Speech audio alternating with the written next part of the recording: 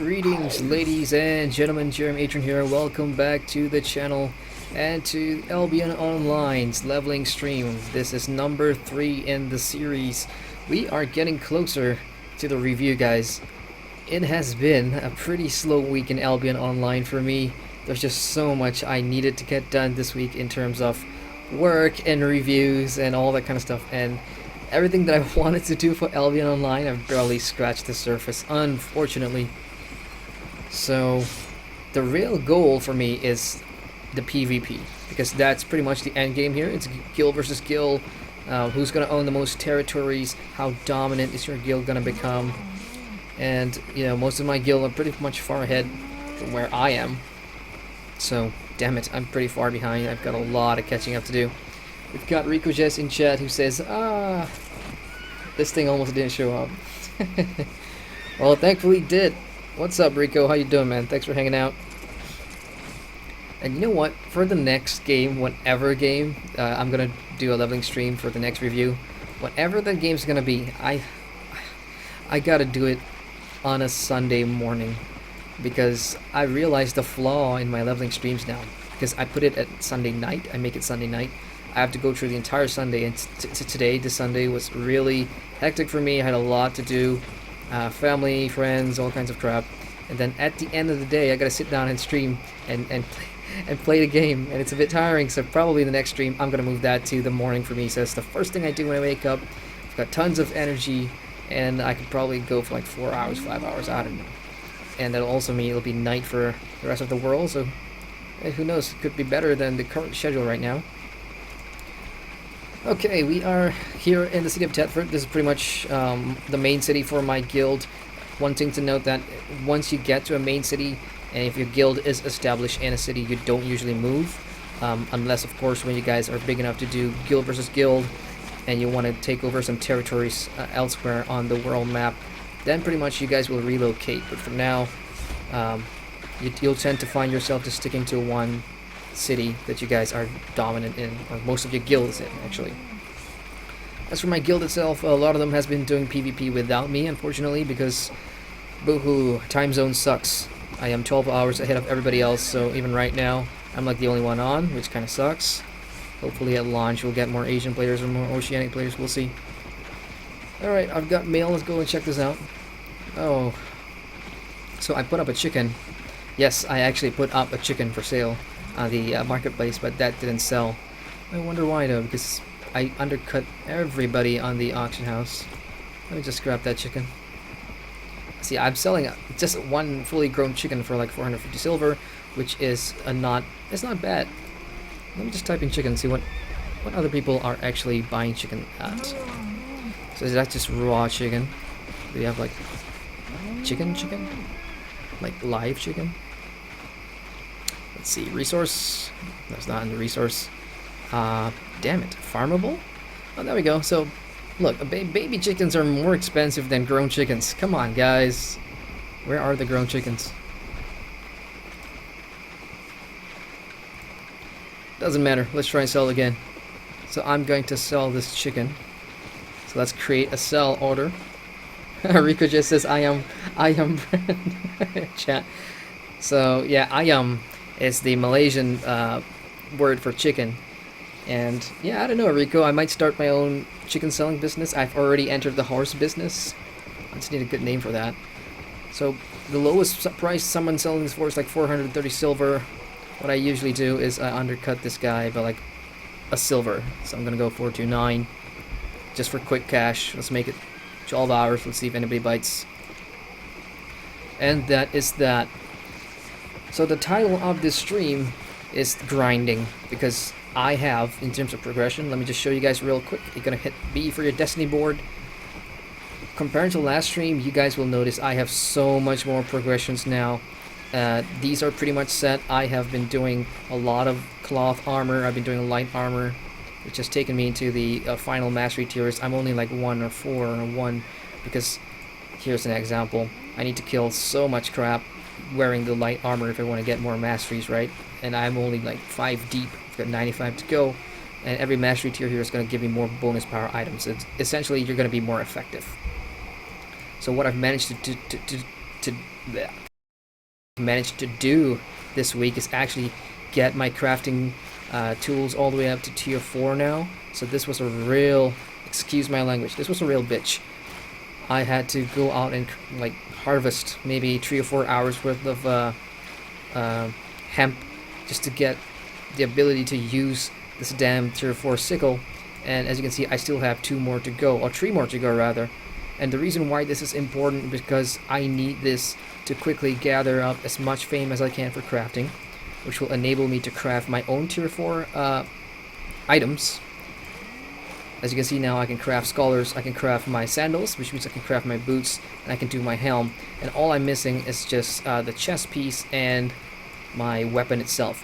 And once I'm able to craft my own weapons, guys, I'm comfortable enough to go out to the red zones and the black zones to do some PvP, because you will lose your gear. Oh, hang on. I'm stopping for a second. Because apparently, YouTube's telling me my stream status is bad. It says YouTube is not receiving enough video to maintain smooth streaming. As such, viewers will experience buffering. Okay, that's interesting. If anybody in chat is experiencing any buffering of any kind, do let me know if that's your experience right now. Because I pretty much haven't changed my YouTube settings, so it should not be telling me that. Okay, either way, we're gonna soldier on. I'm gonna head to my island right now.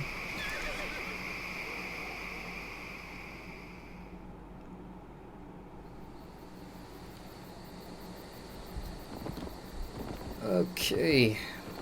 Hopefully my horse is all grown up. Grown up horsey. Oh yeah, I've upgraded my cook's building too, so right now I can craft chicken omelet, chicken pie. That's pretty much why I was comfortable just selling my chicken, because I've been getting, well, I have all the chickens I need basically to start cooking chicken omelet. And those things sell pretty well too.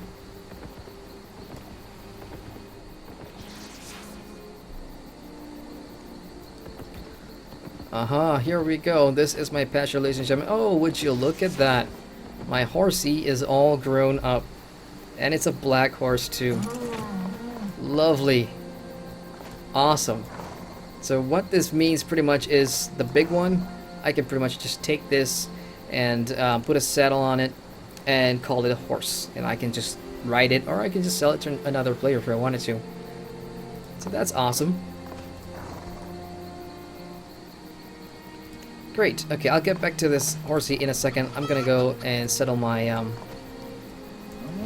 oh, sorry about that, little rabbit. Didn't mean to. I'm gonna settle my farming stuff first. Let's get all these wheat and carrots. Oh damn it, I keep making this mistake. Can't gather it while you're on your horse.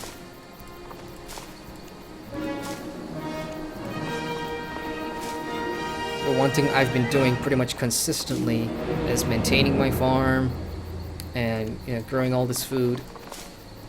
Because when you have that amount of chickens on your pasture, and you've got horses too, you're gonna need to feed it if you want to grow it.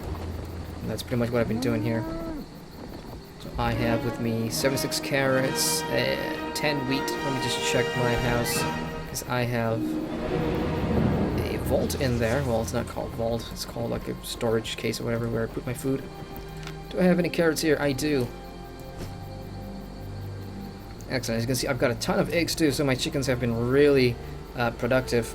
And these are just ingredients for the omelet that I've been doing. Food is a great way to make money, guys. I've said that in the last stream like 3 or 4 times. I'm gonna say it again. Cooking food, your own food, is a great way to make money. Okay, I'm gonna get off my horse now. Let's start picking up this baby chicks. What I can do is start selling the chicks itself, or I could pick up the chickens and go slaughter them. So the chickens that are no longer producing chicks, they will produce eggs instead. So if you want them to make eggs, all you gotta do is feed them. Yeah, like I said, it's been a long day, guys. I really can't speak tonight.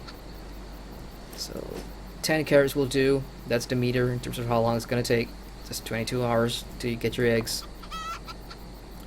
I'll take that. Let's feed this guy some carrots. Thank you for the eggs. Here's your carrot. Man, by this time next week, I am gonna get a ton of eggs. Well, actually, by this time tomorrow, I should say. The only problem is I need to keep picking up chickens too. Now, as you can probably tell from the past few streams, that farming is something that I proactively chose to get to invest my time in. It's something that I think it's going to be lucrative for me because, you know, to offset, I don't have that time that other players have to go out into the world and farm all those resources. So I offset that by making money by cooking, so I can buy those resources if I need it to. Alright, so everybody here is, all my chickens are producing eggs. That's a decent amount for one day, I might add. Now then, let's decide what to do with the horse here. So I'm gonna pick up the Journeyman's Foal, so that's the baby horse. And now this guy, the horse, is, I can only pick it up. I can no longer, like feed it any carrots or wheat for it to produce another foal. It's just not gonna happen. So I'm gonna pick this bugger up, and here he is in my inventory, just like that. And now I'm gonna put down the baby horse. So what's gonna happen here is I'm gonna feed him again. Carrots will do, but you know, later on when you get like tier 4 horse, or you get a tier 5 goat, or a you know, an ox, or different animals, or the better tier animals are going to require better food. So carrots and wheat are not going to cut it in the long run. And for those beastly animals, like, you can raise dire wolves, and I think dire wolves, yeah, dire wolves. If you want to ride a wolf horse or whatever, a wolf mount, I should say, then obviously they're going to eat meat. Okay, let's nurture this bugger to ensure that he definitely grows well. Now, what do I do with the baby chicks? Well, I'm not going to put them down, so I could probably sell them in the marketplace, see if I can make some money off that. Do we have enough to cook? We do, but crap, I need raw chicken, which I left in my storage place, yeah. Usually when I'm not streaming, I actually have this spreadsheet, paper spreadsheet, that I have all the mats and everything all just organized. When I'm streaming, I can't find that paper, so damn it. I'm just gonna have to go with that. Rika just says I should start crafting stat drugs in Sword River credits. Stat drugs, do they sell well in the GDN? I don't remember. I've actually never bought a stat drug in Sword River before. Okay, with the amount I have, because I don't have much wheat, I can only make like 30 chicken omelet, which isn't bad. So I'm gonna craft 30 right now. That could sell well as well. Proficiency gained, excellent. Okay, so I'm gonna put all the balance materials back in my storage box, and I'm gonna go put a saddle on that horse, baby. Believe it or not, I don't have a horse. This is my 3rd week now streaming Albion Online. I never bought the horse. This is my first one that I've ever raised. The reason I went for the ox is because the damn thing can carry so much more weight. But really, the horse is faster, like way faster. Chicks, no, I want to sell that. And eggs go back in there. Horsey, you're coming with me. Okay, let's go put a saddle on it. Now the funky thing is, to put a saddle on a horse, you're actually going to need to craft a particular building. I'm going to show you real quick. I believe it is the... It's in the farming? Oh, there you go. So you need the Journeyman's Saddler building. And of course, if you have a spare slot on your island, you can of course build this on your own. But I'm just focusing my building on farming and later on potion making, alchemy. So the perks of joining a guild is that somebody else has specialized in making horses. And I believe that is... Oh gosh, I want to say Ambient PD? Damn it. Or is it Chucky? No, it's Diandal. Let's go to Diandal's island. This guy's been pretty much crafting all the horses for our guild. I hope I'm right. I'm going to press the N button. Oh, damn it, I'm wrong. It's not Diandal. He doesn't have a saddler. Crap. Well then, let's check out Ambient PD. Ambient PD is our go-to guy. His island has pretty much everything you could hope for. Oh crap, he doesn't have a settler either. Well, shit. I'm gonna have to do them one by one now. Chucky Gear. Come on, Chucky. You got a settler. Yes, he's got a settler. Excellent. Now, some of you may ask, why the hell don't you just go into town? Why don't you just go to town and you know, do it in one of those player-owned buildings? Well, the reason is because it's a sandbox game. People can be assholes. They can put like a 400% silver tax charge on their building. So every time you use their building for whatever reason, you're gonna have to compensate that amount of silver. And my silver is really precious to me. I do not want to pay other players. So you go to your guild house, or you're a member of your guild's island, and use it for free. That's why guilds are so important. Okay, so to put a saddle and make it a journeyman's riding horse. Oh shit! I need thick leather. Kill me, guys! Kill me! I'm so not on point tonight. Thick leather is in my bank. I gotta go back to my bank. God damn it.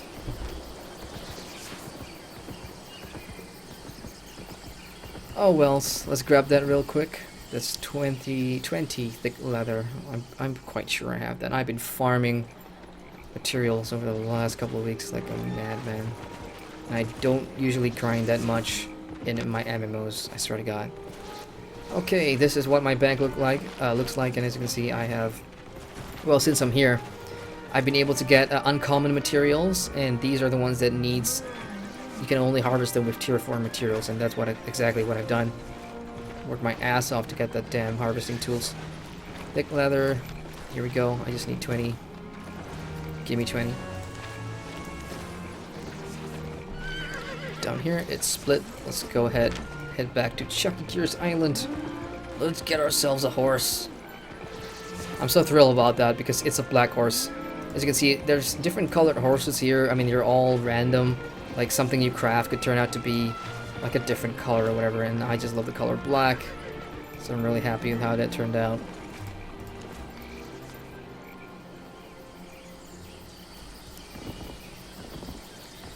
Back in Chucky Gear's Island, very nice founder's statue.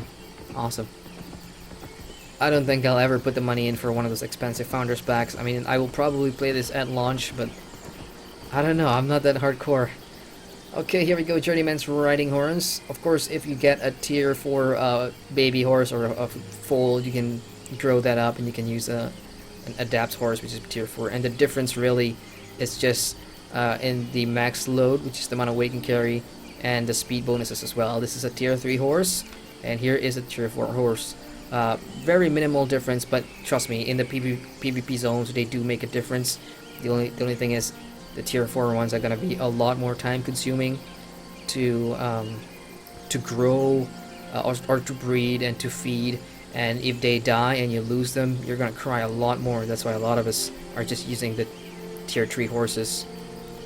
So with that said, let's go ahead and craft this horse. Boom! I now have a horse, ladies and gentlemen. So what I'm gonna do, here, I'm gonna get off my ox, give this guy a break, and equip this bugger. Let's ride around in a fancy new horse. Would you look at that? Wow, the speed difference is... It's not a lot, but trust me, when you play Albion long enough, this actually feels like a Ferrari. Woohoo! Now it's gonna be a sad day when he dies, because as I'm not one to make promises, guys, but I'm gonna do it right now on stream. Next weekend I'm going out to go PvP. I'm gonna go look for trouble, because so far in the stream all I've done is I've showed you guys the solo way to play, how best to maximize your time or make some money and stuff like that, but I've not exactly shown you guys what the PvP is gonna look like. So I'm probably gonna go out with a couple of disposable horses and gear, which will be sad because I'm the one who's frigging breeding these horses just to kill them, and I gotta put myself in the same mindset with the gear too. I gotta craft disposable gear, which is sad. Oh well. Excellent. Okay, what are we doing now? I should probably sell my omelets and my baby chicks. Let's just do that real quick. Okay, so baby chicks, let's sell them. Let's see how much people are selling them for. 697. That's a good price. I'm gonna sell it for 695 just cause I'm giving people a day to decide if they want that. And chicken omelet, it's best if I split them up in trees. Let me just get rid of that. 10.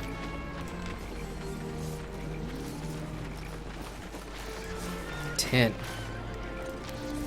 Okay, what chicken omelet basically does is just reduces your cooldown, or sorry, your cast times. So classes or players who use mage stuff like staffs or whatever, anything that's casting time will have it reduced. That's why chicken omelet's quite popular. These are going for 248 per omelet. I'm gonna go 2, 4, 5. Yeah, you can lecture me all you want about I'm not exactly making money here. Again, I don't care. I really don't care. Because once you get your farming going, everything's way cheaper to do because you already have all those mats stocked up, and you're gonna make money elsewhere too. Like I've been doing my daily expeditions, and those are a good source of income. Riku just says, sure, there's always the bunch of min-maxers looking to beat the DPS heal shack. Star Wars: The Old Republic remove your reusable stimulants to stimulate. So funny. Nice one, Rico. 10 out of 10 would read again. The consumables market. That's interesting. We're having a chat about stat drugs in Star Wars: The Old Republic. Okay, sweet. So, what? I haven't done my daily expeditions yet, actually, because I've been out the whole day and I didn't do them before the reset. So I probably will do that right now. Here's what I'm gonna do, though. I've showed you guys the sword and board in the last stream, but I've not shown you guys what the medium armor bow and arrow is gonna play like. So I'll do that for the tier 3 expedition, but the tier 4 one, I'm just gonna stick to my mages stuff. Putting my ox in there too. Don't want that to get damaged. So here's a new player tip, guys.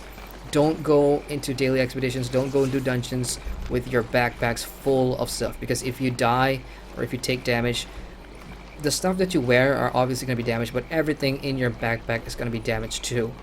So what you think is going to be a really cheap repair is going to end up being a couple of thousand silver. So don't do it. Go into your expeditions with a clear bag.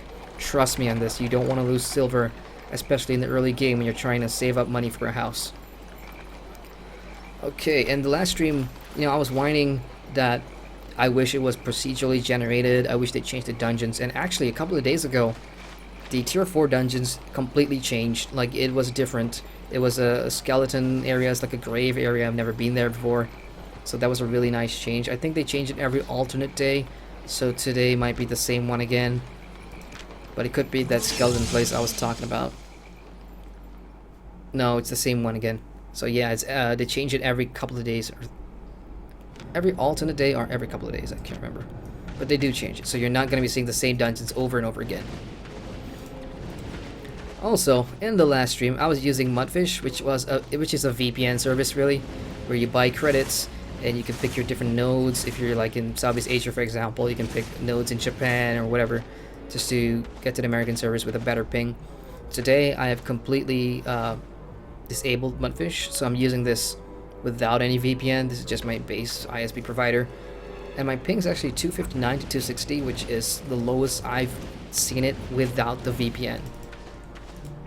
So that's kind of cool, I suppose.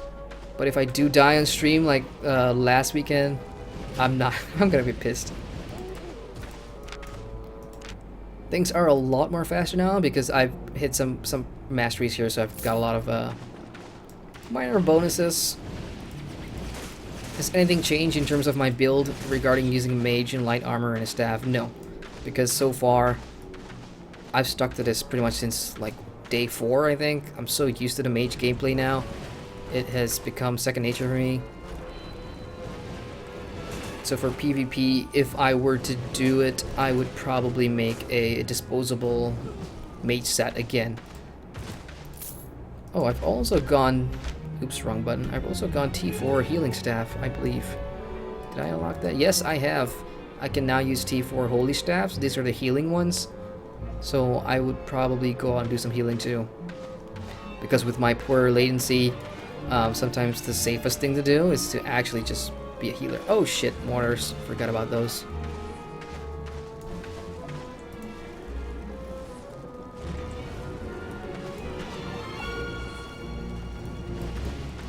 Woohoo!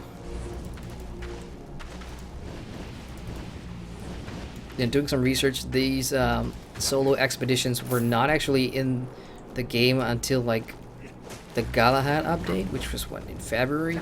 So before February of this year, players didn't have this solo dungeon expedition thing. So I guess I'm checking this out at a pretty decent time. Because when you're in a situation like me, when you're pretty much solo nomadist with pretty much one or two in your guild, not everybody's online, there's not a whole lot you can do. I mean, there are pugs going on. Like, if you look at the chat, you can see a lot of people pugging for dungeons and stuff like that. But my experiences with bugs in this game, if you hate confrontation, if you're like an introvert, just avoid bugs altogether. Just do it with some friends, do it with your guild.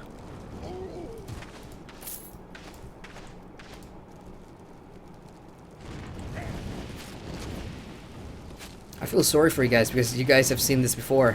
And I'm okay, I can do this all day. But, you know, you guys have already seen this before, so. Do I have carrot soup? I do have carrot soup. Let me just equip that and let's just eat that. Out of combat regeneration is always good. Oh, we've got Good Guy Pete in chat. Good Guy Pete, what's up, man? He says, Adrian, how do you like Albion so far? I'll give you an answer. I like it. In terms of how far, that really depends on my mood on a particular day. Like, I enter this game knowing that the grind is going to be very heavy, and the more effort you put into this game, the better the rewards will be. I mean, that's the case for most MMOs, but when it comes to sandboxy type progression that Albion Online has, especially this huge ass wheel here, I like it that, you know, if I have a certain something that I really want to do, like farming, for example, or just harvesting, I can just go ahead and do it, and I can make a lot of money just doing what I prefer doing. And of course, there's inside me, there's this inner PvP nut, knowing that should I ever have the time or have the gear and have the backing of my guild to help me out, I could just jump into PvP for some ganky, zergy type fun and just be happy with it. So yeah, I like it so far. Would I... Okay, I'm gonna stop there. I'm gonna save that for the full review. I'm not gonna go all in, but yeah. There are some things I really like, and there are some things I really don't. So.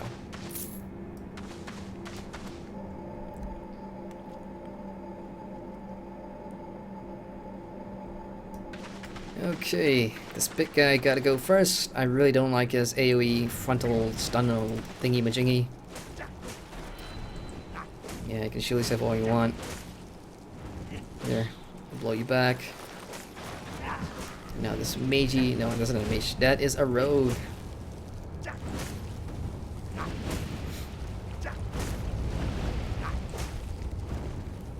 Good Guy Pete says, reminds me of Black Desert, the never-ending grind. You know, the funny story, I've not played Black Desert. In fact, I can't play it because it's region locked. It's one of those MMOs that, you know, decides that, oh, we're not gonna let the rest of the world check it out because it's gonna be cheaper in their currency, and they want us to pay in, what is it, US dollars, euros? I mean, I've got no problem doing that, but the fact is I can't download the client. I can't even make a Black Desert Online account, and I have to go through VPN to do that, essentially.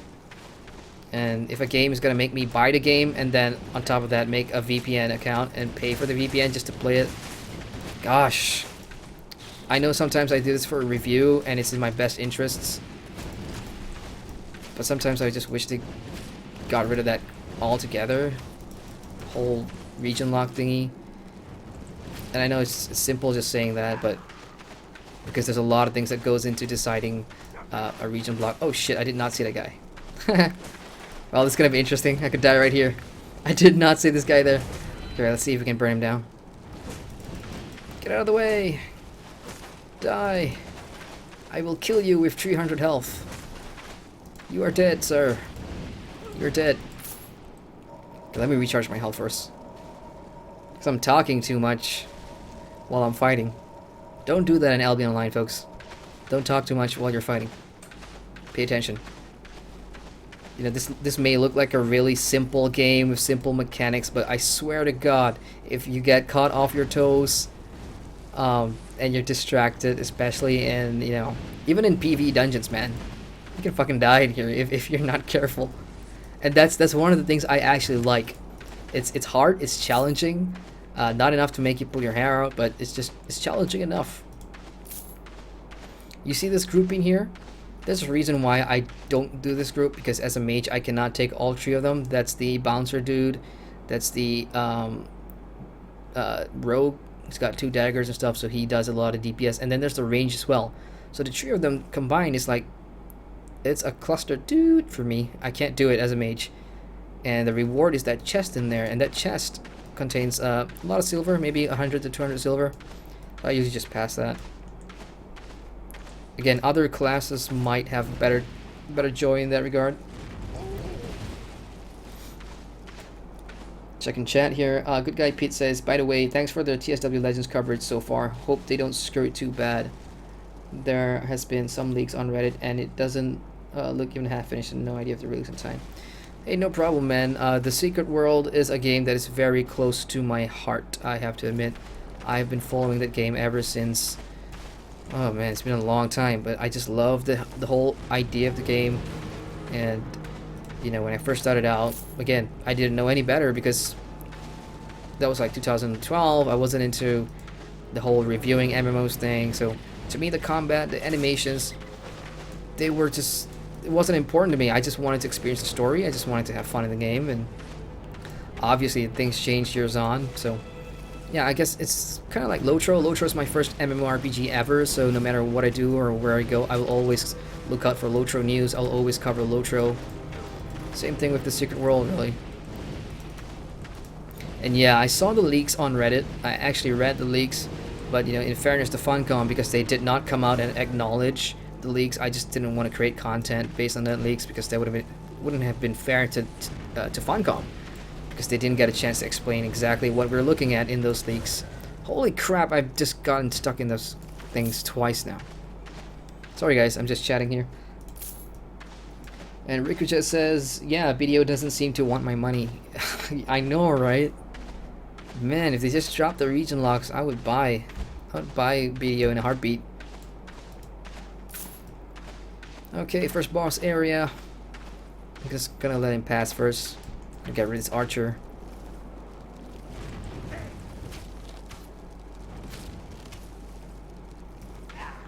And these goons, I mean, these guys are super easy to kill. These guys with the backpack, I mean, they don't have a lot of morale. A couple of my skills do like 200 damage, so they can die really fast. So when you see them in amongst a cluster of NPCs, you... Oh, book specialist, ready to learn. Where's that? Hang on, let me just check that real quick. Book specialist is basically my offhand over here.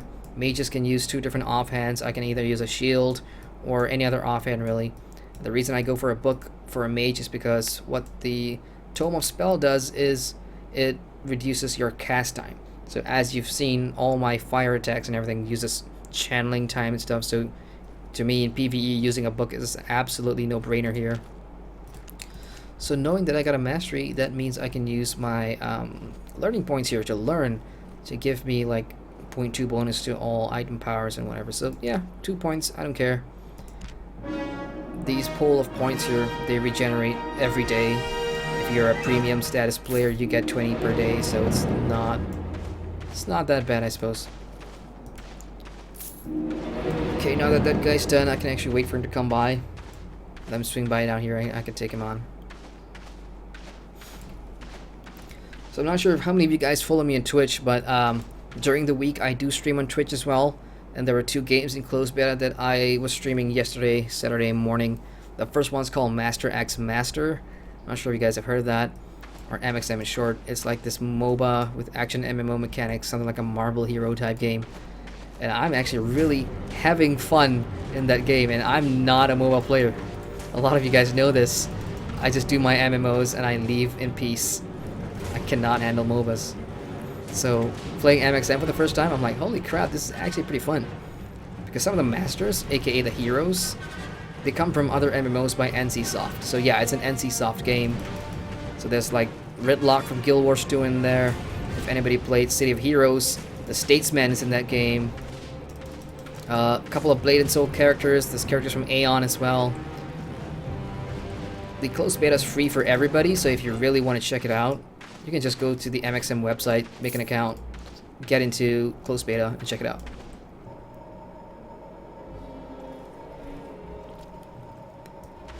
Okay, I'm gonna get rid of the rats here first. And that fire starter, so we can take on the archer over here. Good Guy Pete says, here's a good write-up of the beta so far. Some guy made. Take a look. Thanks for the link, dude. I will check it after the stream. I don't want to open an external link right now because that's going to mess up my setup. Yeah, I'll keep the chat tab open so after the stream I can actually take a look at that. Thanks for sharing, though. Always interested to read about what other players say about the TSW beta. Because, again, this might sound like salty, sour grapes, but because of where I am in the world, I'm probably never gonna get the closed beta invite because the Secret World Legends is only gonna be released on Steam. For now, they have plans to create a separate launcher like they did for the core Secret World game, but for now it's just gonna be on Steam. So that means obviously I can't see it on Steam, which kind of sucks. So yeah, I'm happy to go read. Okay, let's get rid of this archer here. Eat my fireball. It's an under attack and he should be dead. So I'm gonna leave him at that. Let's take on this big guy. Come on, big guy. My ping's actually good. I'm not afraid of you. You're not gonna jump me anymore.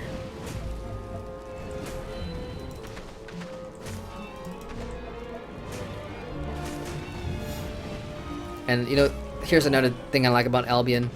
I can play this game with just my mouse. I don't have to rely on WASD. It's just one of those games, like, I mean, if you're gonna spend hours grinding, you want to be as comfortable as possible. So yeah, I really appreciate me having my left hand free. It gives me a lot of room for like the coffee cup or the vape.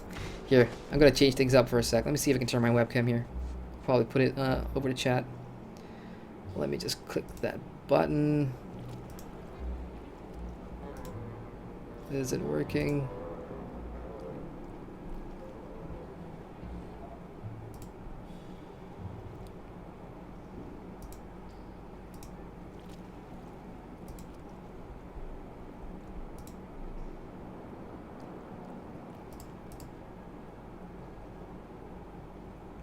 I think it's working. Is it? I put the webcam over the chat. I can't really see it from OBS. Oh yeah, it's working. There it is. Hey guys, what's up? So as I was saying, look, left hand free. I'm just chilling. It's the right hand that's doing all the work right now. So this is like, I just made it into a one-hand MMO. So if there's anybody out there, you know, who has got an injury to one of your hands or whatever, you can play this one hand free. It's cool. Basically Diablo with a really good MMO system in it. Diablo slash Stardew Valley because of all the farming and the economy, and slash whatever your favorite PvP game is. You can just probably put that in there as well. Good Guy Pete in chat says, no problem, actually. We'll check MXM now. Thanks for the heads up. There's been some drama about Hero. Yes, you are right. Because I was covering MXM for work, and as soon as the Statesman Master was announced for MXM, a lot of the City of Hero players just went apeshit crazy, because City of Heroes was one of the better superhero MMOs out there. And from what I've heard, there was no reason to shut that game down, because, you know, it wasn't a financial thing. Apparently it was just the developers just didn't want it anymore for some reason. And the sucky thing is, NCSoft actually still has the IP. They still have the IP, so they could make a sequel to City of Heroes if they wanted to, but they're not going to.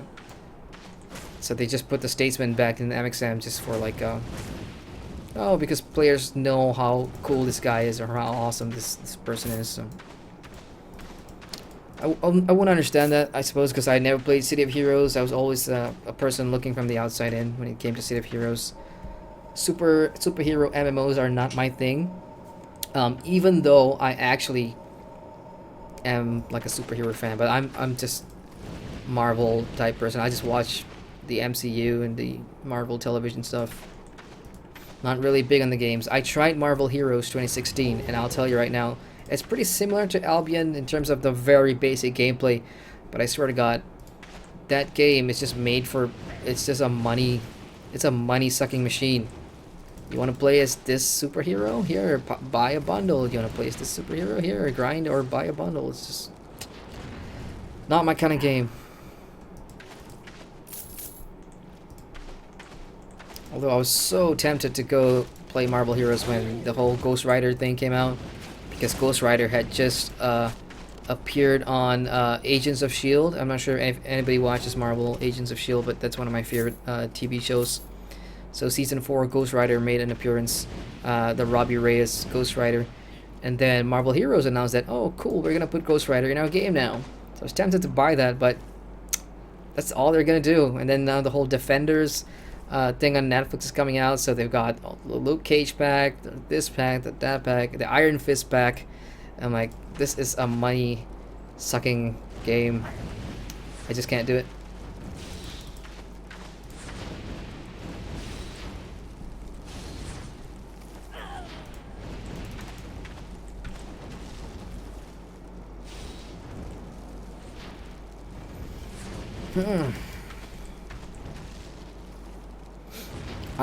I really hope that these solo expeditions are actually good practice for me to when I actually go on in PvP for real. It's not gonna be like this. I mean, the NPCs here, they offer a challenge, but a different kind of challenge. The timing, the targeted ground attacks. If you're stuck not looking at what's gonna happen, you're gonna get killed fast. In PvP, it's so different. I mean, I've watched the streams. I've seen a couple of my guildies streaming in the black zones, and PvP is nothing like the PvE here. People are constantly moving, and you can actually tell that some players are having lag, and some players are actually, their internet's really fast, and those are going to be huge factors for PvP. So I'm still deciding what my role in PvP is going to be, because if I'm going to be the person who's going to lag a lot out there, then I just may want to swap to a healing build and just hang around the back. It's one of my favorite parts of this dungeon, because you have to navigate through all this mortar shells hitting the ground, and there are actually 2 separate mortar shells. I'm gonna take one of them out right now.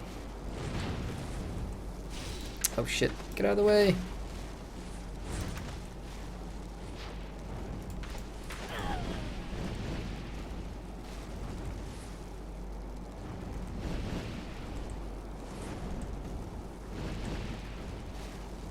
Got a lot more morale than I remembered.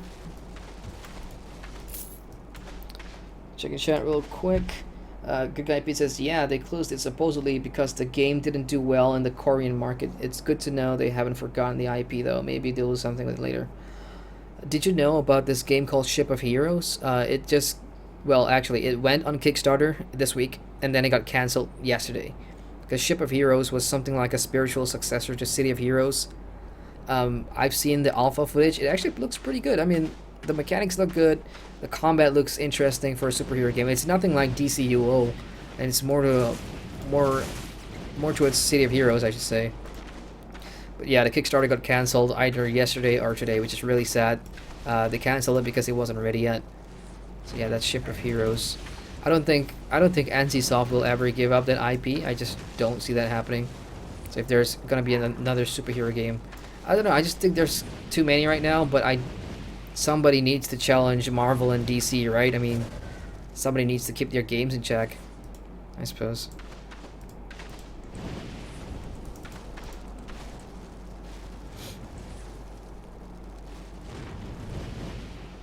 And he also says, by the way, DCUO is a very bit similar to CH, but if you'd like to try something like it, I actually played DCUO in 2011. Played it for a bit with some of my friends.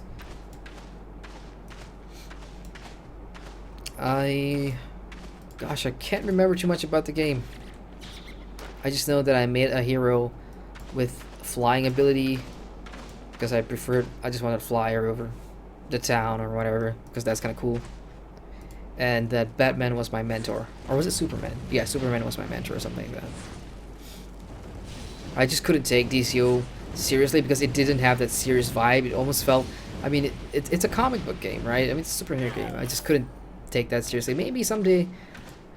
You know, I review MMOs here on my channel, right? Maybe someday I'll go back and I will do DCO. If there's a demand for it. If people want to see it, I'll do it. If not, then... yeah. Later on.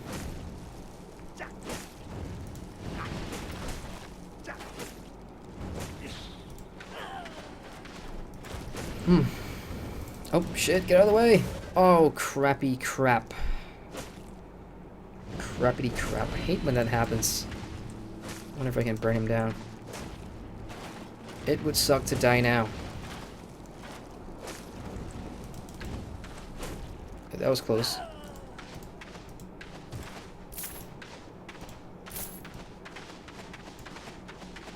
Just regenerate my health here. Yeah, good guy P says, yeah, I heard about Ship of Heroes. They pushed it back to 2018. The 400 gil. Yeah, I thought so too. When I first saw that it was the 400,000 Kickstarter goal, I'm like, wow.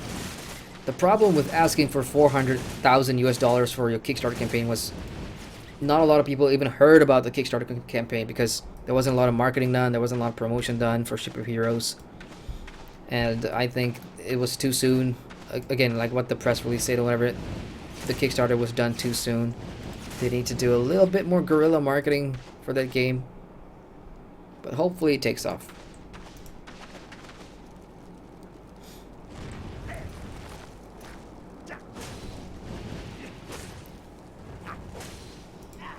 Oh boy.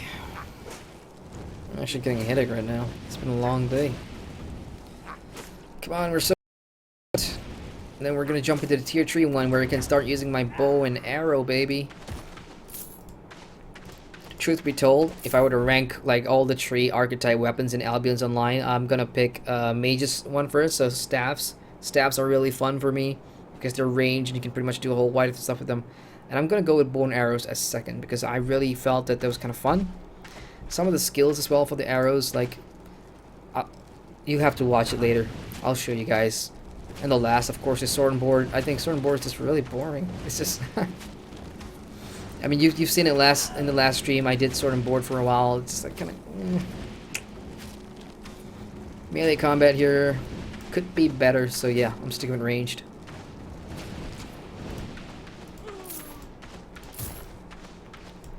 Let me heal up. Take a swig of my coffee, which is now ice cold.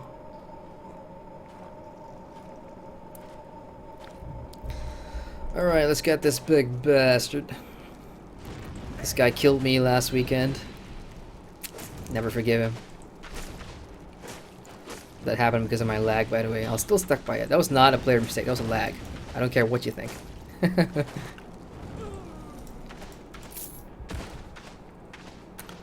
Okay, 2 archers here. Let's get rid of him.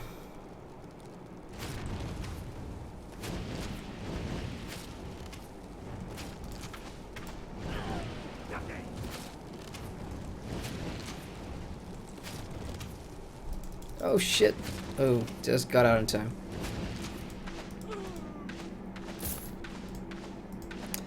Uh-oh, I have a male, guys. I wonder if that's the baby chick or is that the omelet. Let's find out. It's the baby chickens. Somebody bought all 4 of my chicks. All 4 of my chicks. I am now a pimp. I'm an official pimp in Albion Online. I've managed to sell 4 chicks. Fantastic. That's 2,700 silver. That's great. I have enough to actually upgrade my island right now. I've got 204,000. Damn. If I knew people would buy that, I would have just... I should start selling chicks more often.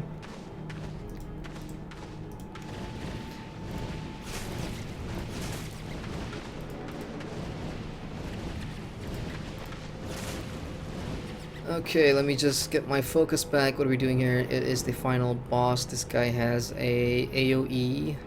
Circle AoE. Alright, I gotta get rid of that hermit first. Here we go. Let's kick some ass. Here comes that AoE. Just gonna keep my distance. Get rid of this fishy guy. You dead. Okay, now, Beg Papa. What's this guy's name again? Crazy Chops.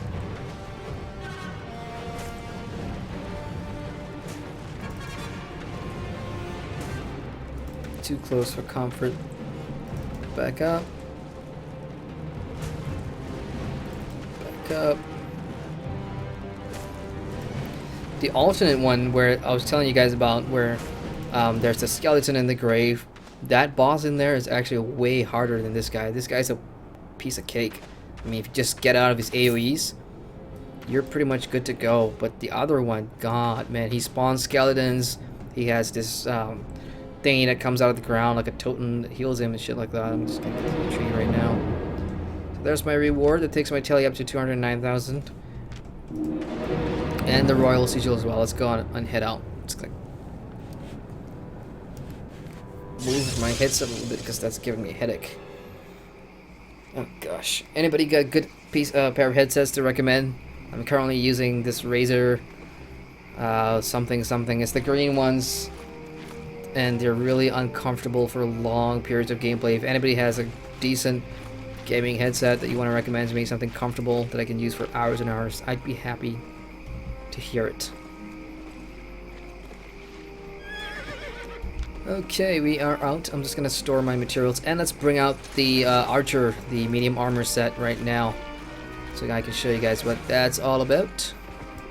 I'm saying about like a Canadian, but trust me, I am not a Canadian. So bow and arrow there, journeyman's mercenary jacket, mercenary shoes. There we go. One more mercenary's hood. Yep. And do I want anything else? No, I'm pretty much set. Ricky just says that fight music is so John Williams. And Good Guy P says, yeah, SWTOR was my first thought. That is a testament. That's a testament to the music in Albion Online, because if you look at some of the YouTube videos, the official channel, they put a lot of effort into their music, man. This is all orchestral. This is high quality, recorded in, I want to say Berlin, but yeah, it's really awesome. The main theme, the main menu music, is one of my favorites for Albion. It's really good. Good Guy Pete says, you heard about the Ashes of Creation, upcoming MMO. Looks amazing. Yeah, I heard about it, because I am a writer for an MMO website, so yeah, we do get a lot of those news. One of my co-writers was actually writing an article on Ashes of Creation, so yeah, I've heard it in passing. Okay, Journeyman Tier 3. Again, I'm doing this for the silver reward. Silver is important to me. You can call me a hoarder if you want, but I really like my silver, because that's going to keep me invested in terms of buying the stuff I need, because I can't craft everything in this game. I actually need to buy some stuff. Especially for PvP, guys. I mean, I'm working to a point where I can craft my own tier 4 gear, so that if I die, I can just get back on my feet and craft my gear again.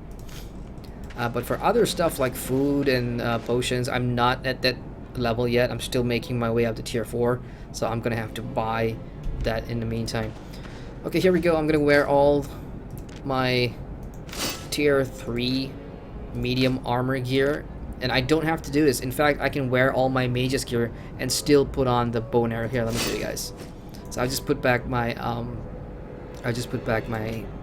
light armor, and I've just equipped a bow. So in essence, I get to keep this fire. Sorry, this. Oh no, sorry. Yeah, I get to keep this force field thing here, but everything else will be from my bow. So here's my bow, and these are the bow skills. Let's see what we got here. We have a multi-shot, which is hit enemies in a cone for 125 damage. We also have deadly shot. This one is 257. I'm gonna go with that one. Explosive arrows. The next 5 auto attack deal 49 damage to enemies. Let's go with that. And enchanted quiver. This is one of my favorite skills ever because you get 15 arrows, and every time you shoot them from 15 all the way down to 0, the attack speed increases, the damage increases. So it's just like, god damn, Legolas, man, I'm just shooting stuff and they die really quick. So I just want to, let's just see if we can show that off here. So look, I am a mage. I'm in mage armor using a bow and arrow. That's what I love about Albion Online's classless system. Just build a character you want to play and you're good to go. Okay, rats. Let's get rid of this rats. That's the range. It's a bit shorter than mage.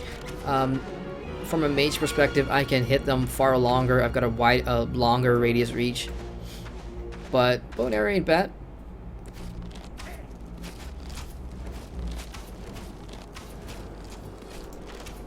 You're pretty mobile too. Let's kill this guy with the enchanted quivers. Watch this. So I just hit that. So I'm not doing anything right now, and he's just going on and on and on and on. He'll probably kill him. Once that purple thing shows up, it means he's taking less damage. That's it. 15 arrows at one go. Just sit back and sip your coffee or whatever.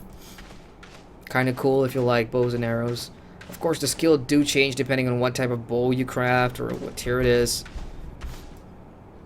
Where are the bows? Show me the bows. Okay, there we go. Bow, bow, bow. Bow, bow. Here we go. So under adapt, you have a whole bunch of different bows that you can craft depending on what kind of rune you get. So like this one, for example, the skills are different, but that's because you need this ghastly arrows, and this thing's like a rare drop or a crafted rune that you can get randomly, but you do need the adapt runes and the adapt acids and whatever. But some of these, the skills will be quite different. So yeah, there's a lot of customization options. It's not just like every bow in the game has the same set of skills. You're gonna be different.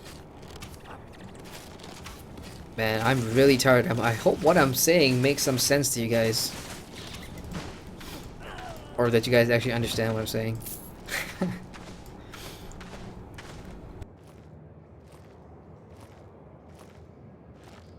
Sorry about that, just need to clear my throat. Been speaking loud. Stop for a long time. Okay, what have we got here? Rico just says, that sort of skill web needs a control plus F function. I agree.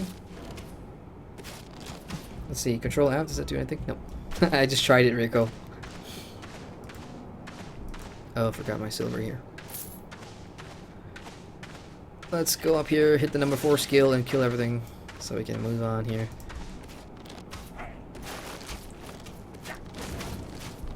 Let me just zoom in here so you can see the bow in action. If I were ever to roll like alt character, I'll probably make an archer of some sort, because you know it's a relaxed type gameplay. In dungeons, you're just a DPS. It's pretty much the same here.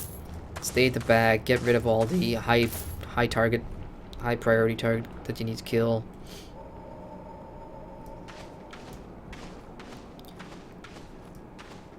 Come over here, let me get you.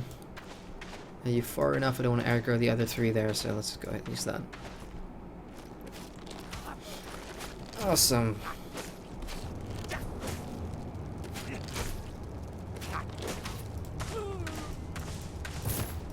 I don't recommend playing all the way zoomed in, because sometimes when the mobs are far away, you can't actually see what they're casting.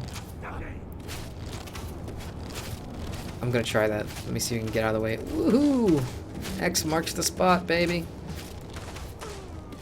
Okay, magic arrows. Let's get it going. Oh shit! Good timing. He's dead. That's a really powerful skill. 30-second cooldown.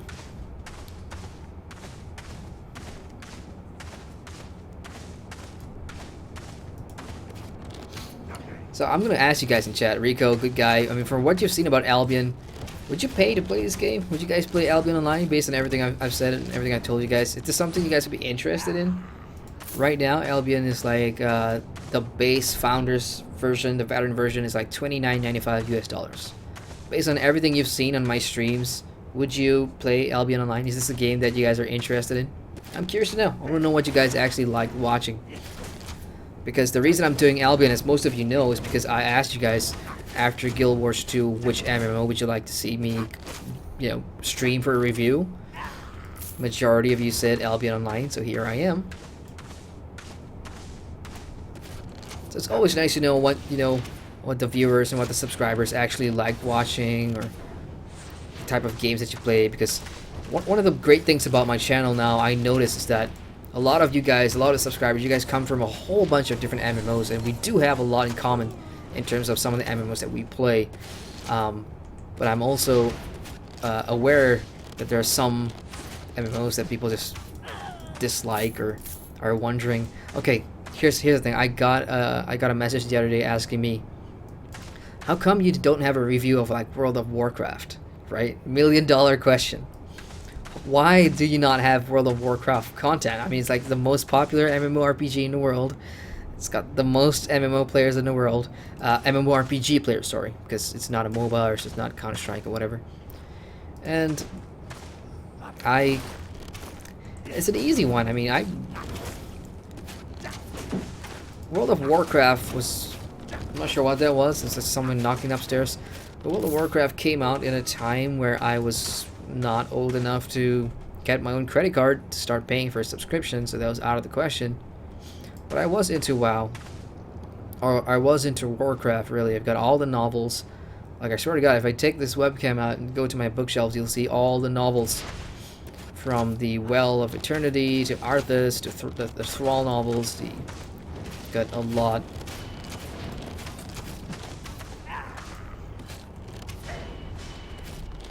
I've even got the trading card game.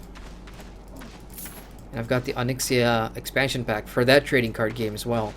Which, it's been like, what, 10 years since I last played that. So I was into the Warcraft universe. I just never got the financial means to play WoW. And when I did have that ability to actually start subscribing to an MMO, I found out Lord of the Rings Online was free to play. And as they say, that is that. That was my first MMO. I never looked back. Never had a reason to play WoW. And the problem with WoW now is that there's over 12 years of content. If I were to be a new player, I'm gonna struggle going through that mountain of WoW content. It would be interesting though if a lot of you, and I mean a shit ton of you, and it has to be like 80% of the subscriber base, if you guys come out and say, maybe you should do a World of Warcraft review. Then and only then will I ever consider it, because besides that, there's absolutely no reason for me to do it.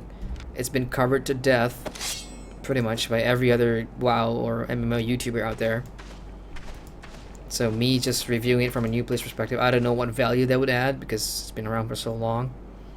So yeah, that's why I don't have any WoW content on my channel, except the first impressions that I did. That was for the movie version, because here in Malaysia, to coincide with the release of the movie, GSC Cinemas, which is one of the cinemas down here, they were actually giving away a copy of the game for free when you buy a ticket. And believe it or not, I never got my free copy of WoW. True story. That was a scam.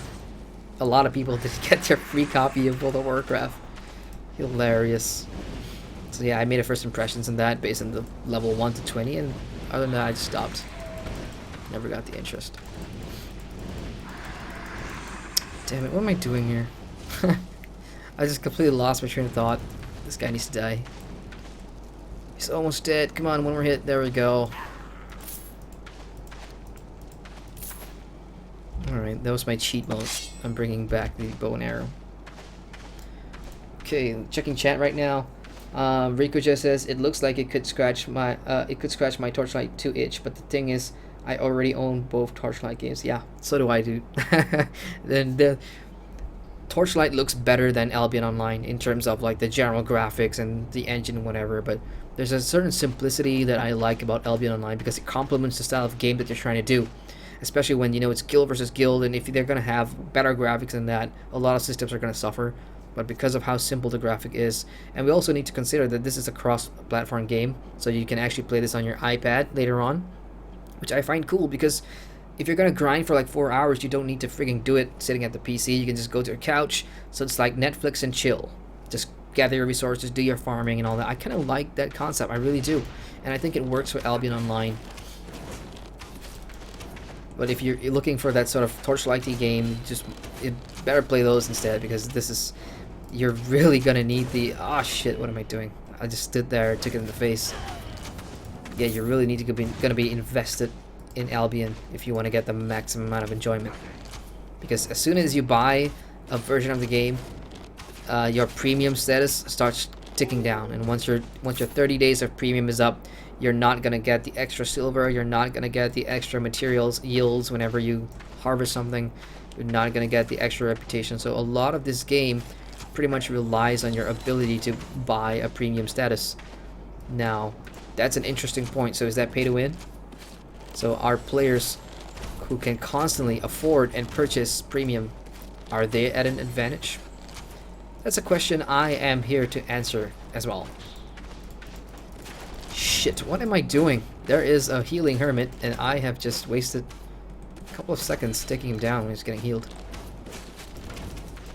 Oh shit, I'm gonna have to use my super arrow skill here to take down this guy, because he's kicking my ass. Get out of the way. Oh, come on. Oh, it's almost dead. Anyway. Give me your silver now. Where's that healing hermit? I'm gonna get you.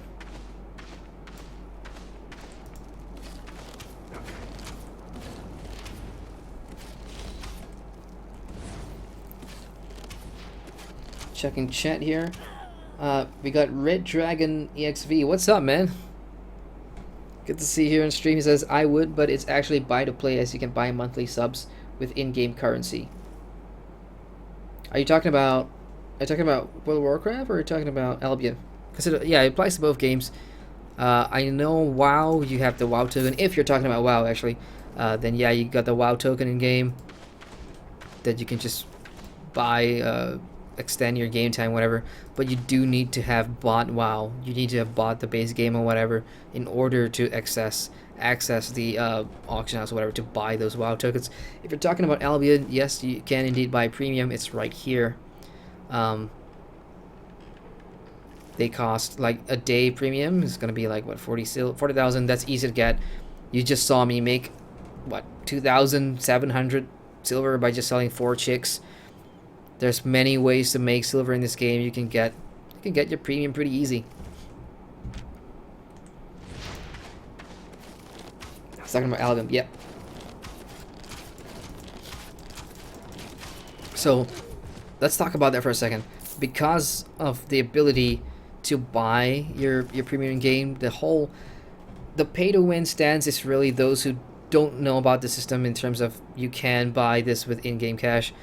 Anybody with the ability to buy gold with real money can then sell the gold as well and make a crap ton of silver. So it's really, if you have deep pockets, you're obviously going to have the best of both worlds. But what is there actually to win? What's the big prize here for players who actually take out their credit cards and spend a lot of money? I don't know. You got to ask the guys in the biggest guilds here in Albion. Probably, I don't know. Let me think about that for a second. If you've got all the money at launch, what exactly can you do? Because you still need to put in the effort. You need to put in the effort to be able to use high-tiered equipment. Like if somebody gave me 1 million silver right now to buy a tier 8 weapon, I still can't use it because I'm nowhere near tier 8. Why is that? Because the more you use your weapon, the more you unlock the tiers. So 2 million silver right now, if somebody gave that to me, I cannot use an overlord fire staff. I could probably buy it from the marketplace, but I can't use it because I need to put in the effort by getting all the fame to reach a certain level before I can actually use that. So is it really pay to win then? You know, interesting discussion to have.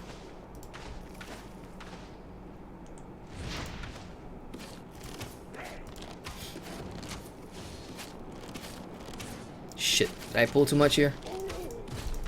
Get out of the way.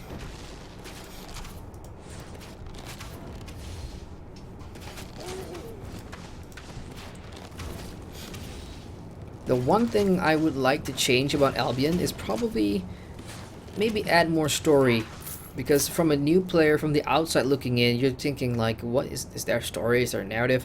And the truth is, actually there is. If you go check the wiki, there's actually a novel that's, sorry, excuse me, there's a novel that's been published.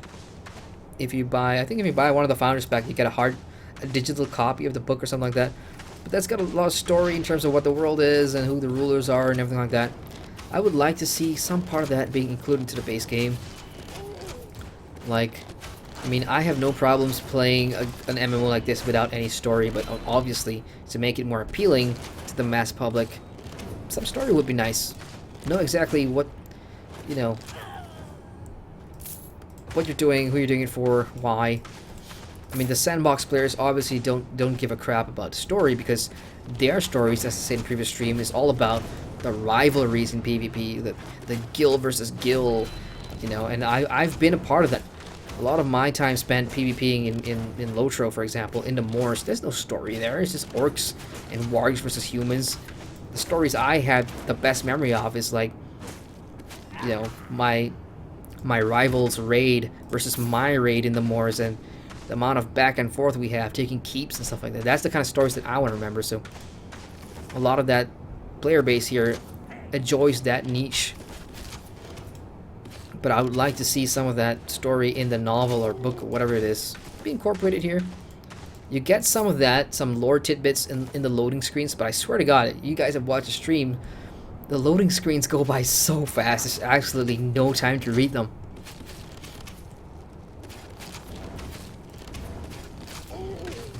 Red Dragon says, not to mention the economy is player-driven at launch, so the market is new and hardly any silver around, so it wouldn't be a benefit a lot at launch. Yeah, I agree with that. Because when everybody's just starting out, there's nothing on the marketplace, because everyone's new, everyone's still rushing to go get materials, rushing to buy their house. So even if you had bought like 10,000 gold, for example, and you can't sell it straight away because there's no demand for it. Nobody has that amount of silver in the first 2 days, first day in fact. So it's a procedural process. If you're talking like 2-3 years from now, it will be a different story, obviously. But I think that the beauty of Albion is, if you want to be a part of this game, you better be a part of it early, you know, where everything is still on an even ground, when everybody has a fair shot at, you know, earning things, achieving things.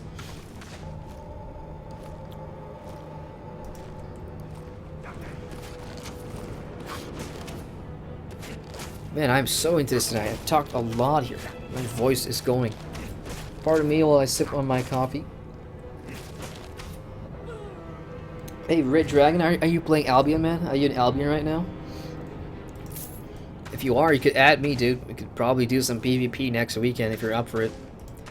I hope to be... Well, I hope to have 2 or 3 different tier 4 armor sets that I could use. One for DPS, one for healing. I was talking with my guild the other day, and we're just, you know, trying to figure out what's the best playstyle for us, or what's the best playstyle for me exactly. I mean, because if I'm streaming, I'm probably just gonna go walk around and get ganked. Really, that's all that's gonna happen to me. I'm just gonna get ganked. Oh shit! Did I get on time? Yeah, I did.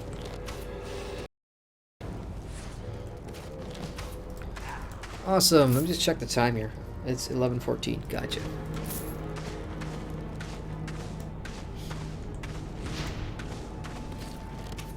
Just use my superpower skill there.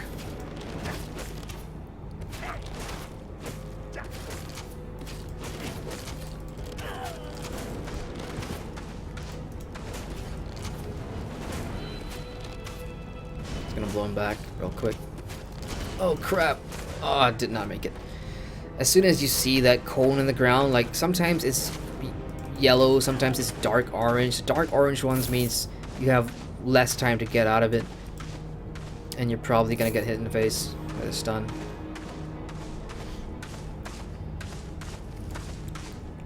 Let's recharge my health real quick, or replenish my health, I should say. Alright, Meiji, I'm ready for you.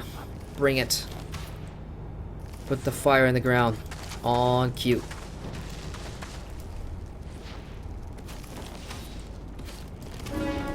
Ooh, look What's this? Cleric Sandals Combat Specialist. Cleric Sandals Combat Specialist is here. No, that's Scholars. Is that here? Yeah, that's here. So basically just 0.2 bonus to item power, specialization bonus, yada yada yada. Keeps getting higher and higher and higher. So the fastest way to do this, guys, is to obviously get into the group expeditions, go do the public dungeons, get in a group, like 3-4 different players, and take on some more difficult content. Because the more you kill, the faster. Oh shit, I got the boss. I freaking got the boss. That was not intended. I'm gonna just run so I can reset him. Because there's absolutely no way. Okay, I'm gonna try and take this guy on right here. Away from everybody else. Bring it, yo. I'm ready for you. Oh crap. Oh, son of... I'm quite sure I got out of the way there. No. Okay, I'm gonna die here. Probably gonna die. Can I use my magic skilly?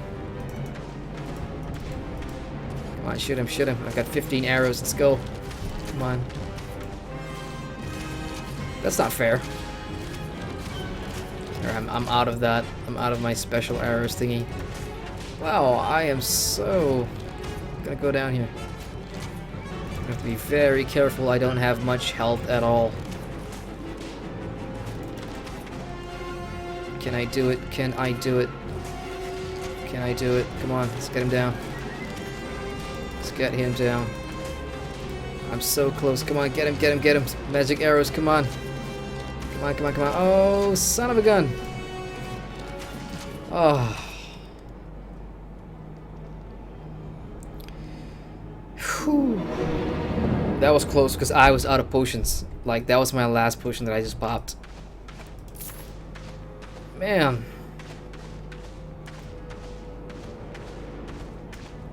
Oh, shit. So the problem with pulling that guy was... the portal dudes here. Oh, never mind. The enemies are still here, so I can just kill them. These guys are extra silver as well. So why waste that when I can just kill them for the silver?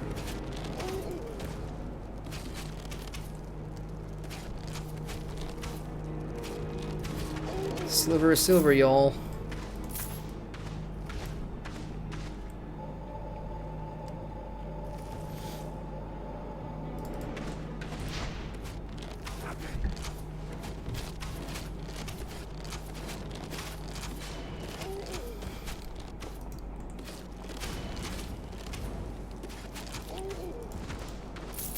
The noise that mobs make when they die needs a bit of change.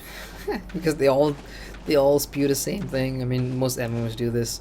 But when you see, if I ever get into the skeleton area, like the grave areas, every damn skeleton sounds the same thing. So when you like pull like a dozen of them, the noise just gets irritating. Alright folks, we are out. That was the bow and arrow play. So I've showed you guys the mages gameplay, I showed you guys the sword and board combat gameplay, and now mages as well. We have 200 people here in the beautiful city of Thetford. I can't barely see myself and my name tag in this sea of players. That's crazy. Okay, I'm gonna store my stuff real quick.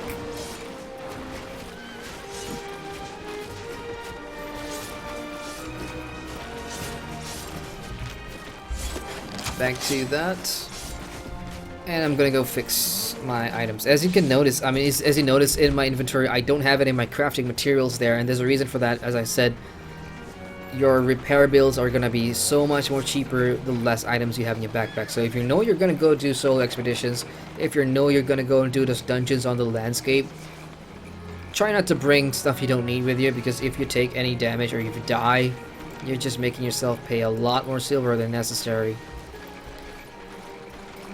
And now that I've fixed myself up, I can go and bring my tools into play, because I am putting the grind in the game right now. I'm gonna do what the title of this stream says. I'm gonna go grind my materials.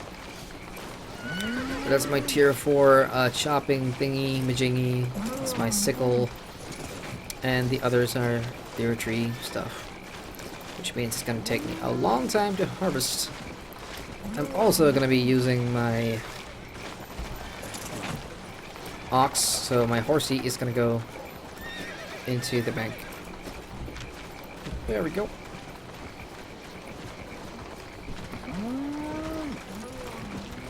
I just want to check the auction house real quick. Wow, I cannot click on empty ground. It's a player everywhere I click. And I'm gonna check the price of a tier 3 journeyman horse, because now that I can breed, now that I can breed my own horses, I actually want to know if it's profitable. Well, shit. An unsettled horse here is gonna cost. You can sell it prices like 1,004 essentially. Oh, man, and one with a saddle is like 4,003. That's, man. The first week of me streaming this, when I checked the price of a horse, it was in the region of 13,000, 14,000 silver. It's dropped by like 10,000 now. It's almost no point trying to sell these. Just, they're so easy to get now. The player base has obviously caught up, and everyone's doing their farming, everyone's doing their breeding. So yeah, I guess there's no point in me trying to mass produce horses to sell them. I guess I'll just stick to the idea of mass producing them so that they can be disposable when I go do some PvP. Okay, in terms of now the whole grind, what exactly am I going to grind for? Well, as I mentioned earlier, the end game for me right now, in the final weeks of the stream leading up to the review, is just me checking out how the PvP mechanics work, how the reputation system work. Like if you go below 20,000, minus 20,000, whatever, you're like an outlaw, you're a bandit, you can't actually enter the main cities or any cities in the royal continent for that fact. And then there's just the guild versus guild. I have to join one of the Zerg raids that my guild puts together. But in order for me to do that, I need to be at a point where I can craft my own gear, so I don't have to buy them every time I die and lose them. So I can already craft tier 4 sandals, and I can craft the helm. So that leaves me with the robe, and I just need to craft journeyman scholars robes in order to get that. So what about my staff? Have I done? Okay, the tome. Yeah, that's not bad. Tome is just thick leather and neat cloth. I have a crap ton of that. Curse staff. Yeah, I thought the curse staff was actually great for PvP. It's actually not. Curse staffs I find are better for PvE dungeons when you have just one boss. Where's my fire staff? Oh, there we go. So fire staff. Bronze and chestnut. Okay. I need to do holy staff too, actually, if I want to be a healer. Oh, decisions. At the same time, I need to progress these 3, so I can start farming another, I don't know, 600 ore. And I can skin maybe 200 more lizards, tier 4 lizards, before I unlock the first tier. I think I'll do that first. Or, oh god, limestone. Crap, what am I gonna grind tonight? I've got like an hour left. What should I do? Should I start crafting all my journeyman stuff so I can craft my own tier 4? Or should I start harvesting so I can start using hammers, skinning knife, and pickaxe for tier 4? Man.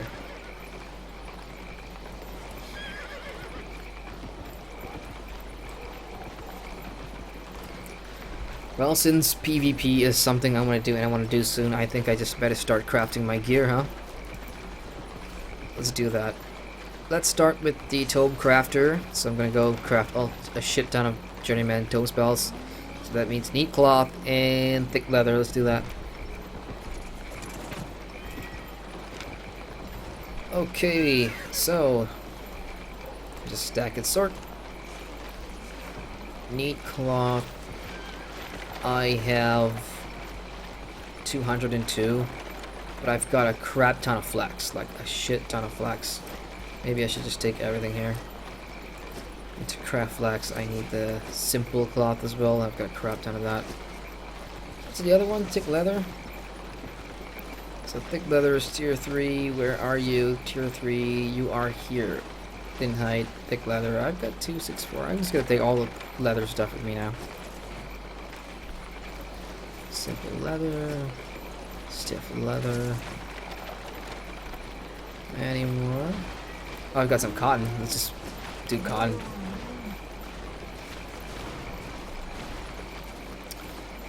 Okie dokie. I think, yeah, that's it. Now, instead of just crafting in town, let me just show you guys exactly what I mean by I don't craft in town. So, this is a map of the Thetford city, and here you got all your different blocks, and you see these empty plots. That's a place where I, as a player, can go and build any of the buildings, maybe a woodworker's station or whatever. I can put it there, and I can start charging players for using my building, right? So a lot of these buildings here are actually player created or built. So let's say this guy over here, the saddler. So this is, the owner is Lukashenko, and the usage fee is like 99% tax, basically his tax rate. And some of these are actually very decently taxed. Like this guy's 18%, fair enough. This one's 10%. Fair enough. But then some towns, you get idiots like this. Look at that. Expert toolmaker, usage fee 504%. What's the point? You as a player, again, if you're a solo player, to avoid garbage like this, either you rush your own player island, so you can build your own buildings on your island, so you can just use it there without having to pay anybody, and all you need to do is craft food or buy food and keep your buildings fed in order to craft higher tier items.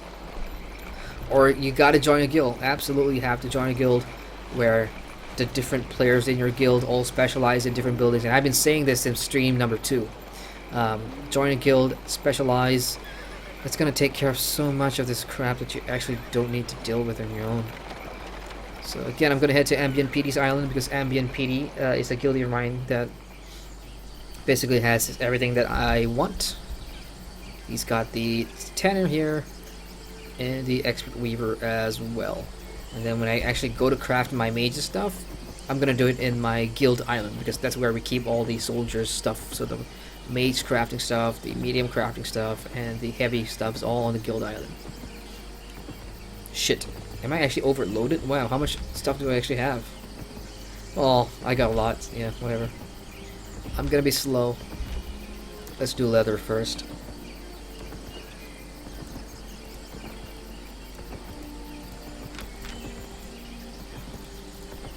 Ugh. Okay, stiff leather. I can make one. No, I can make 219. Let's do it. Might take a while, whatever. Gives me a chance to finally take a puff of my vape. Oh gosh.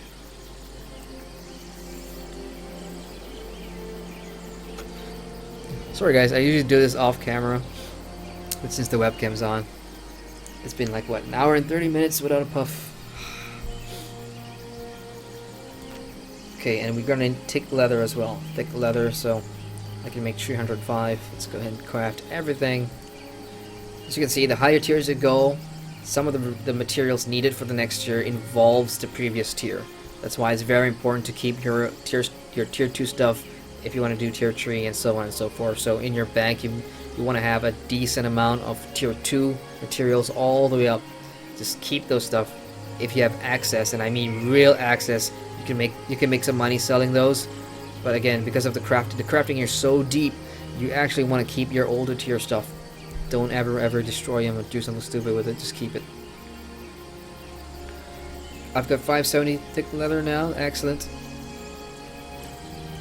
Now let's go get the cotton done.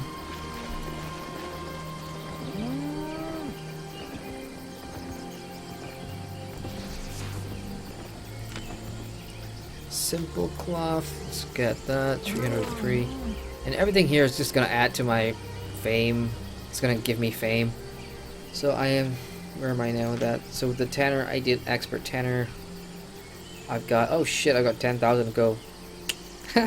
That is a lot more to do. And then on the second tier, I gotta do like, gotta get 30,000 fame. Of course, you want to offset that. You just want to get rid of that. You can spend it 40 learning points down here.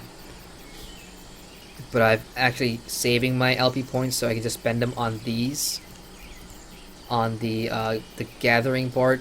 So as soon as I hit the first tier, which is I'm in the wrong place. Here we go.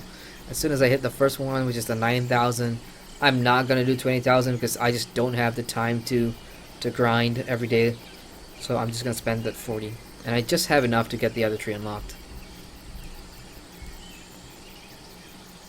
So if your premium runs out, guys, you're not gonna earn the LP anymore.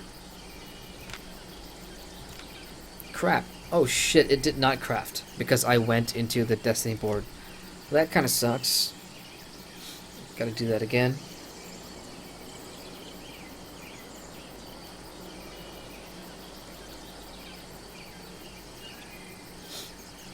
And I actually gotta watch it being done. I can't do anything else because that's gonna cancel the craft. Lame. Right, neat cloth. I can do 171. Why is that? Oh, that's because I don't have enough flex.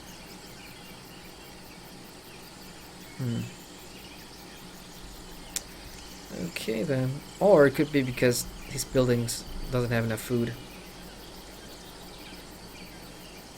Let's get 0 food supply there.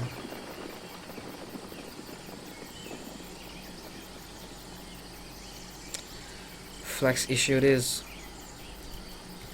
Okay, I now have 570 thick leather, and I've got 373 neat cloth. I think I should be able to hit my tier 4 Mage's Tome or Book of Tome thingy-majingy. Let's just see here real quick. I should be able to hit it. Yeah, I should be able to because it only takes 4 and 4. Yeah, I should be able to. Let's go on to the Guild Island and let's get this crafted. I'm gonna probably make a couple of trips back and forth to either salvage, which is basically recycle whatever I craft so I get back some of the materials and some silver too, or I'm just going to put them on the marketplace. I think to save time I should just probably recycle them. So Guild Island, Guildy Island. I'm just checking the. This is the guild auction place. We're selling horses for cheap here. Okay, this worries me. I'm a little stumped here. What happened to the military buildings on my guild island? They're gone. Uh-oh. Shit. We used to have like a mage's tower, we used to have like a soldier's thing and a... Okay, great. Let me just see if anybody's on. I'm gonna ask Koss real quick, see if he knows anything, because I haven't logged in at all today, and I wasn't playing yesterday either, so I don't know what's happening in the guild right now. I'm not on Discord either. Koss, any idea what happened to the military buildings on the guild island? Uh-oh, this ain't good. I probably have to start looking at some other guildies islands just to see if they have the military buildings. Because I do not want to craft this in town, because I have a shit ton to craft right now. Let's check Wallabies Island. Please tell me you have a mage tower. Please. Well, it's got a cook, workbench, smelter, hunter's lodge, settler, and a house. Okay, Wallaby, nope. What about Veggie? Oh, no, that's an island. Shit. Not a player's house. Stabbin. Yeah, let's check Stabbin. Come on, Stabbin. Don't let me down. Well, he's an alchemist. I'm in trouble. Shadow V. That's our guild leader. Come on, Shads. You've gotta have mage stuff. Everybody's farming and cooking and making horses just like me. Okay, who else we got? Mr. Raccoon. Thank God there's no charge to move between player islands, because that I would be just broke right now. Wow, it doesn't have it either. No! No! Okay, so that Raccoon's done. Mew, let's check Mew. Why do you have to... Okay, if you're in a guild and you're looking at traveling to their islands, your members' islands, if you see there's a charge, that means your house is not actually in Thetford, which is the city that you're in. So if it tells you to pay money, it means their house is in some other place in the world. So unfortunately, I can't go to those places because that's gonna cost a lot of silver. Alright, let's check out Luctus's island. Do you have what I need, Luctus? Please tell me. Oh, yes. Thank you, Luctus. I'm gonna have to write that down actually. Luctus Island for Mage's Tower stuff. Old school pen and paper. Luctus Mage's Tower.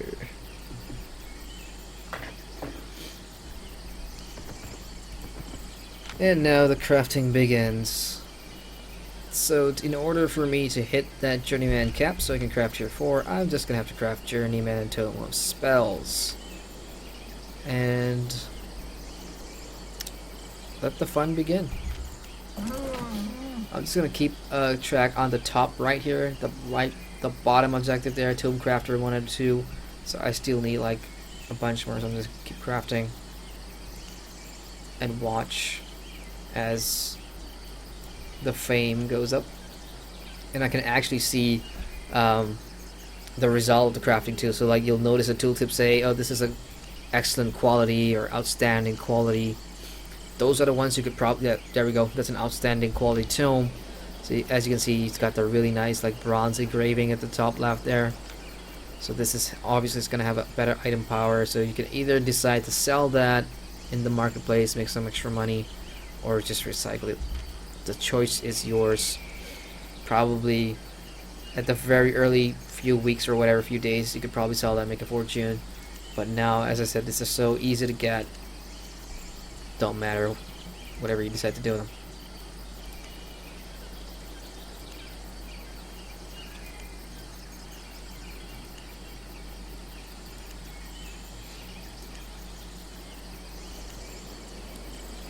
Almost there, almost hit that. There we go. Tome Crafter ready to learn.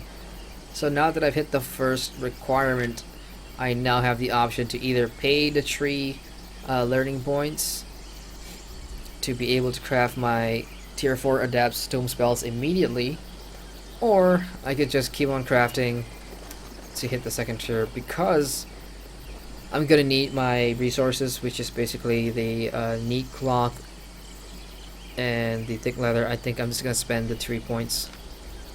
It's just 3 points really.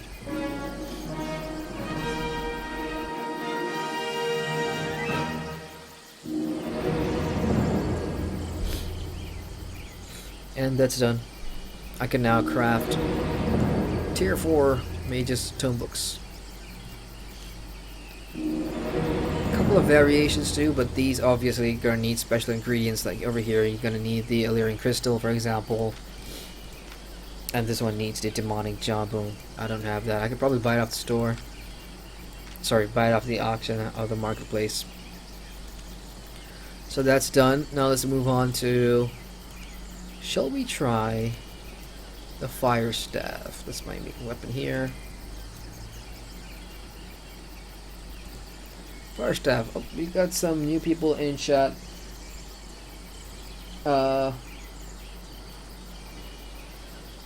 Red Dragon says, wish there was auto loot. not yet having a hectic semester now, but I'll definitely buy the game 1 month before launch and get the game 1 month.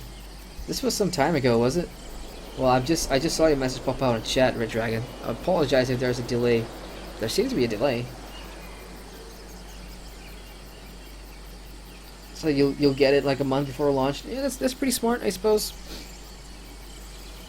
And I gotta say honestly, like if you buy now and you just put the effort into grinding, there is a chance that you could burn yourself out for launch because you're gonna have to do the exact same things over again.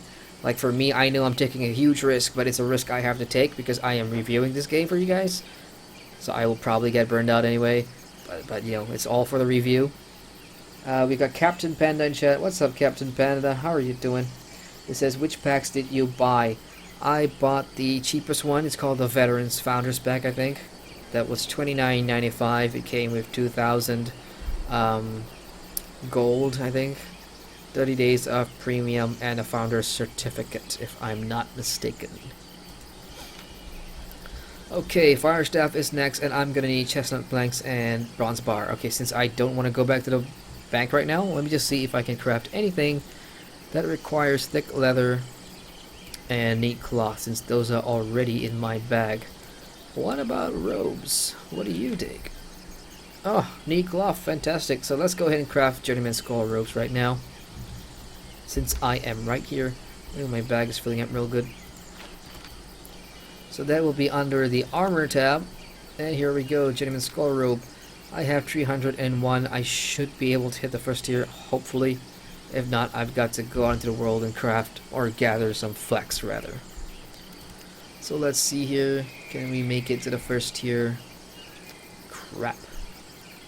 It's like 2,000, is that it? 2,164, yeah it is. Hopefully I have enough neat cloth.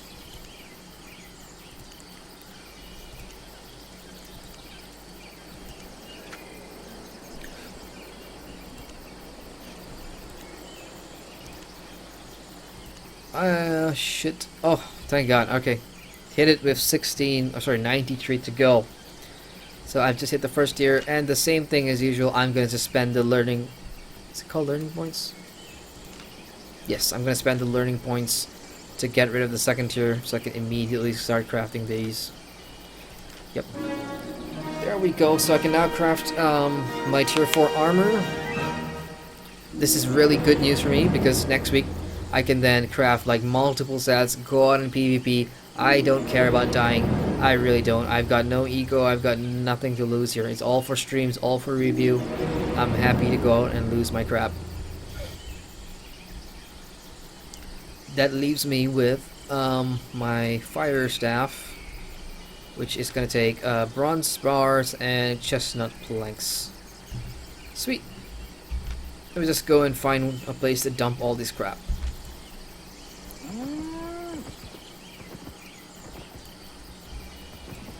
Damn it, stuck. Oh, Luctus, it's got a really nice crib. It's even got a bank out here. Wait a minute. Wait a minute. Sorry guys. Luctus is not a player. Luctus is the name of my alliance. Is it? No, it's the other guild in the alliance. No wonder. That makes a lot of sense. Because as soon as I saw this chest in the middle of nowhere here, immediately I thought this can't be a player house. This got to be a guild island. And sure enough, it's Luctus. It belongs to Luctus, and Luctus is the alliance, another guild in our alliance here. Well, sucks that we lost our stuff, but well, I guess I gotta say thank you to Luctus. Thank God there was no travel cost too. That would have just killed me.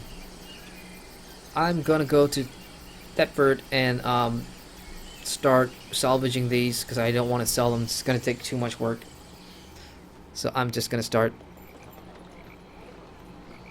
What am I doing? Yeah, I'm just gonna start salvaging these. And to salvage things, just go to the repair person in town, and you click the second tab, and then you just start dropping everything you've crafted here. and you can immediately see the estimate of how much resources you'll get back, plus silver as well. So it's a nice way to compensate you in case you're doing something like what I do. It's just you farmed all the mats and now you're just wasting it and just crafting the same stuff over and over again. At least they compensate you with some materials back and some nice amount of silver too. The only crappy part is you gotta manually drag one by one. Drag the items one by one into the dedicated slot here.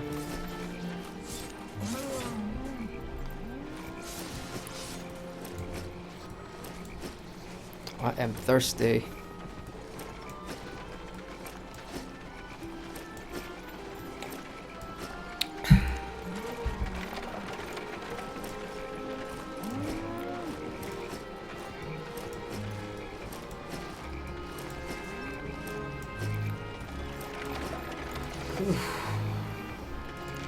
Alright, let's put this back in the bank.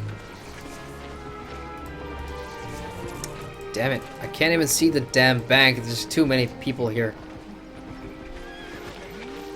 Oh wait, I'm slowed down. Why am I slowed down? That's because I'm not on my horse. Or my ox, I should say. Yeah, that happens whenever you use the repair guy. For some reason, you just magically get off your horse.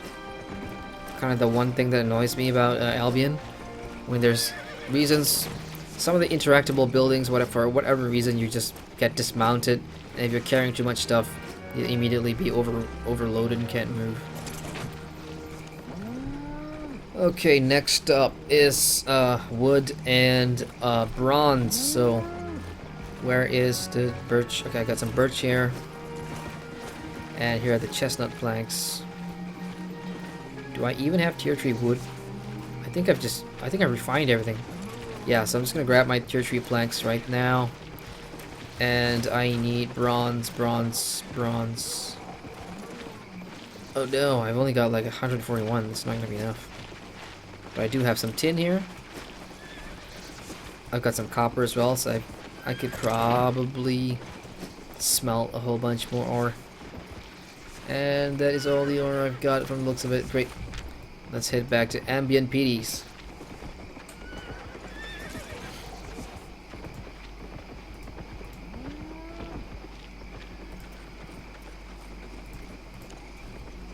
Check my phone real quick. It's been buzzing.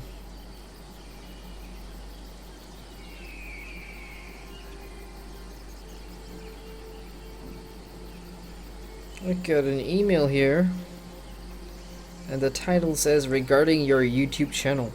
That always interests me. Sorry guys, just give me a second here.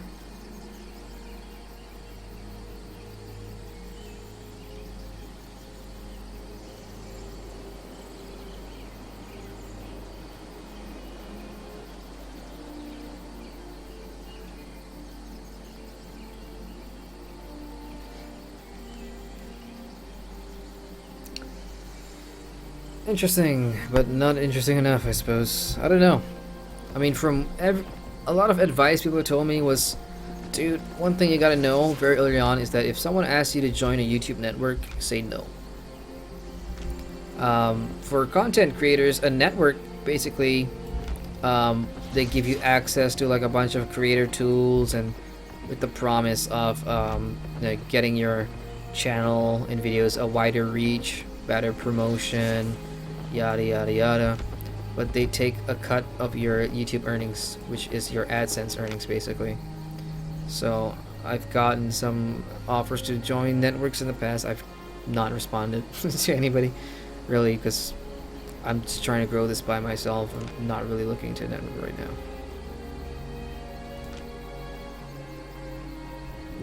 Wrong building. I'm looking for a smelter. There it is.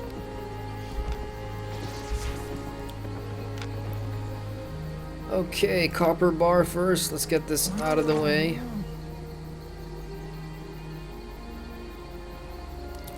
Up next, bronze bar. You can make 75 of those. Let's do it.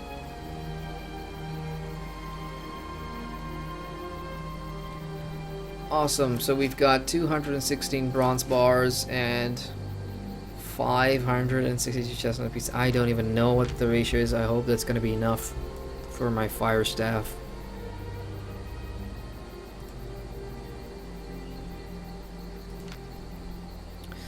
It's gonna take 8 bronze bar per journeyman's fire staff. Jesus Christ. 16 chestnut planks. Man. I guess there's only one way to find out. Let's go back to Luctus's Island, our guild alliance partners, and start crafting over there.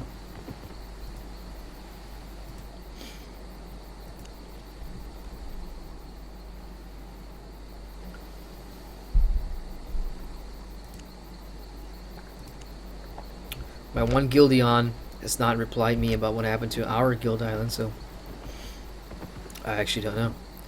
It's kind of weird too, though, because usually at this time I would have like 3 or 4 different guild members on, but nobody's on. Something's fishy. Doesn't matter. Let's get on with it. Mage's Tower. Let's get some fire staffs going here. Journeyman's fire staff. Awesome. Here we go. Start crafting. Let's see that fame bar go up.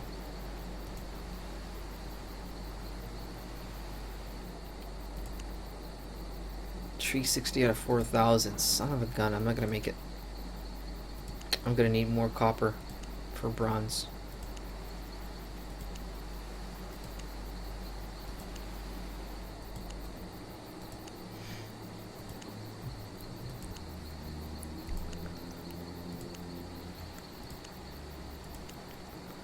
$3,000, 2,004, 3,006, 3,007, 3,009. Oh, I might just be able to make it here.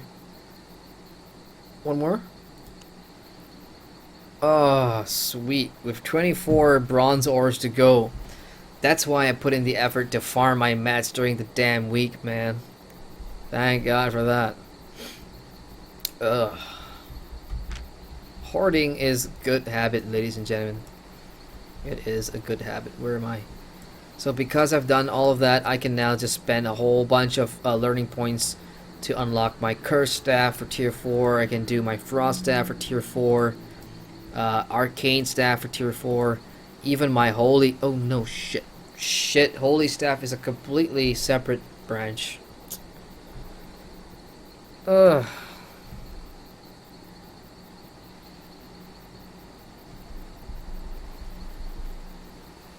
Damn it. Can't heal yet.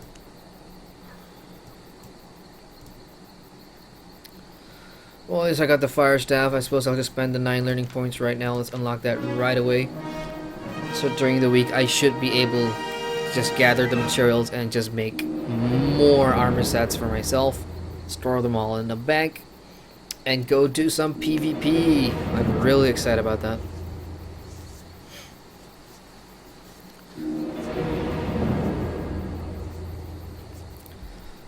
Can I... Oh crap, wrong button. Can I really... Can I do the healing staff right now? Is that even possible? Chestnut planks and neat cloth. Damn it, I just got rid of that. Well, I've got the chestnut planks here. I put the neat cloth back in the damn bank. Well, I could just go back there anyway since I need to salvage all these fire staffs. It's not like I'm going to use them.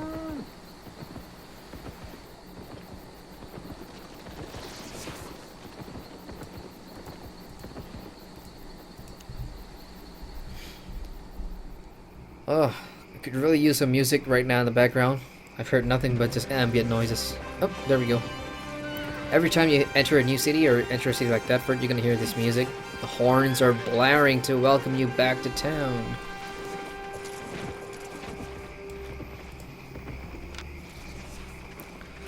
Or goes back in, I need neat cloth. That's gonna be for the holy staffs. Okay, let's start deconstructing.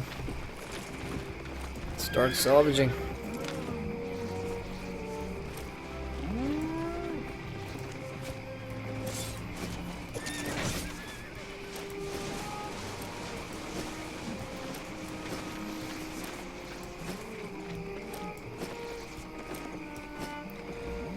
$864 silver for that. Well, at least my silver is going up.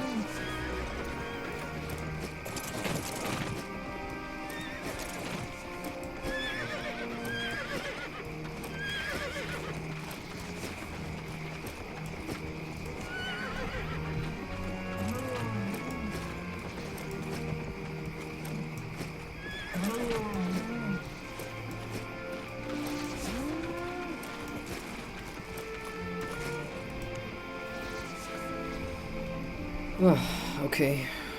Oh, still got bronze bar in my bag. And I need to get on my ox. Let's drop that ore. Alright, let's go craft this some journeyman holy stuff. Holy, holy, holy, holy. Back to Luctus. Man, I mean, thinking about it now, like Albion, I just feel like a tiny ant on one part of the world, because it is possible to go and explore all the other cities in all the other continents. It's possible. It's gonna be expensive and it's gonna be time consuming. But I get the feeling like shit, you know, in my first playthrough or in my first 6 months or whatever, I'm just gonna be stuck and based in where my guild is gonna be, like the territory that my guild set itself in, like Thetford for example. Because the guild house is gonna be there and everyone's gonna set up their houses around the guild house so nobody has to pay any fees to travel between them. So that we can all share the stations and crafting buildings and whatever. And then you just think about how big this bloody game is in terms of the regions, and you're like, there's so many other towns that you'll never get to see in one playthrough, you know. And I think that's really cool. It's really sandboxy, and it just makes you wonder, like, crap, man, how much time are you actually going to put into this game to be able to go check out what those places are like, what the stories are, who are the rival guilds in these areas, what the economies are in this part of the world. It's all foreign to you, depending on where you actually start. I think that's really cool. In fact, I have not even left. Where the hell am I? I have not even left the mirror pools. Like, I've been to the outskirts here, to the yellow zones. I've been on the outskirts. I've been north here. This is the furthest I've been just to get ore, and beyond that, I've not left the mirror pools. I've just been here. There's so many other places on the Royal Continent. Christ. Hopefully, I will be able to scour at launch or whatever. Oh, just moving back a bit. My spine is killing me. This chair is so not comfortable. Alright, let's get to crafting my holy staff. Oh, what am I doing? Actually, where the hell am I? I'm in the right place. Okay, journeyman's holy staff, here we go. Do I have enough?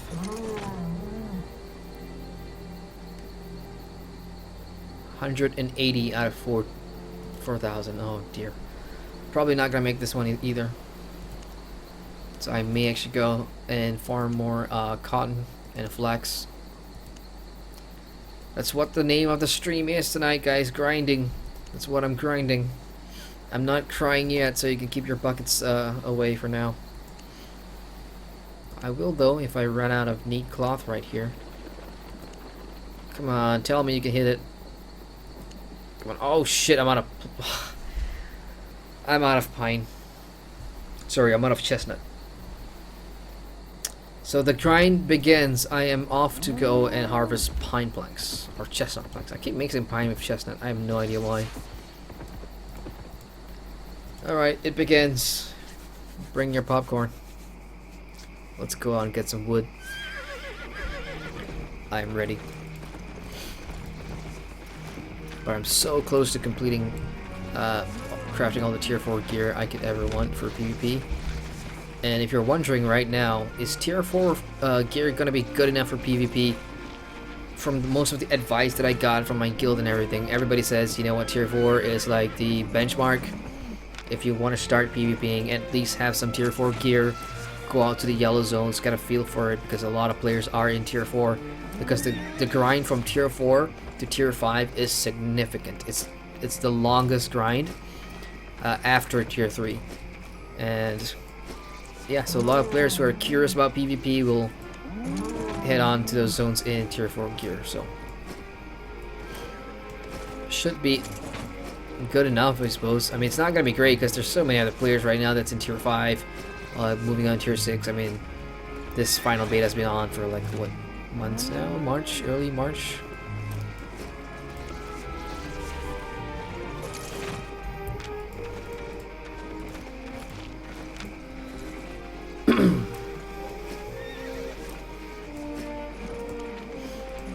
Okay, I've got all my crafting tools with me, and where I'm gonna go to get my wood and cotton. If anyone's on the Miracles region, you're in Thetford, then the Duskblight Fen is your best friend. You're gonna get a lot of tier 4, tier 3, tier 2 cotton and wood in that zone. So that's where I'm headed to right now. I sound very excited for this, and I don't know why. It's probably because I've had too much coffee.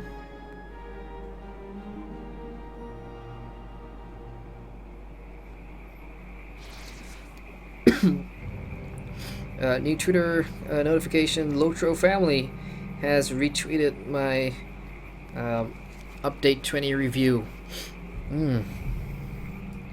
Thank you, Lotro family.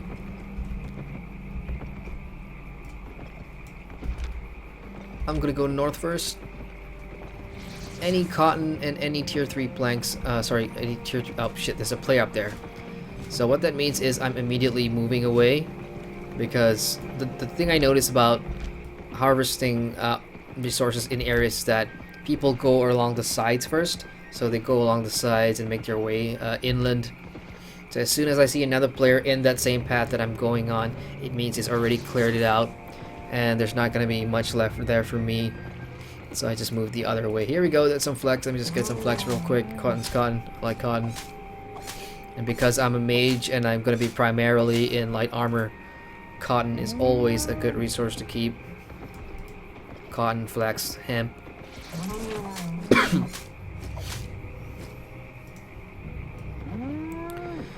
Show me some blue trees, man. Blue trees is what I need right now. No, sorry, blue trees is tier 4. Shit. Yeah, this is a tier 4 resource. I'm looking for these ones. These are chestnuts. Because that's what I ran out of. Craft my holy staffs. Back of my horse. Actually, let's just kill this guy real quick. This is Flax right here.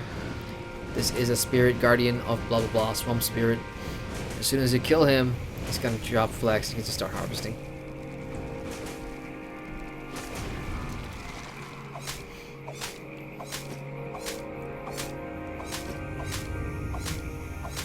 Look at that, expert harvester.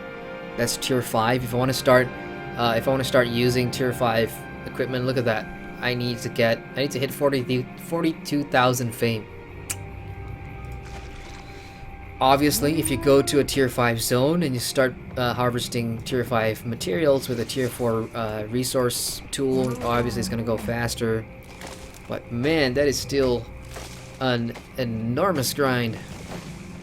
Rico Jazz in chat says, blue trees sounds like pills you get in nightclub.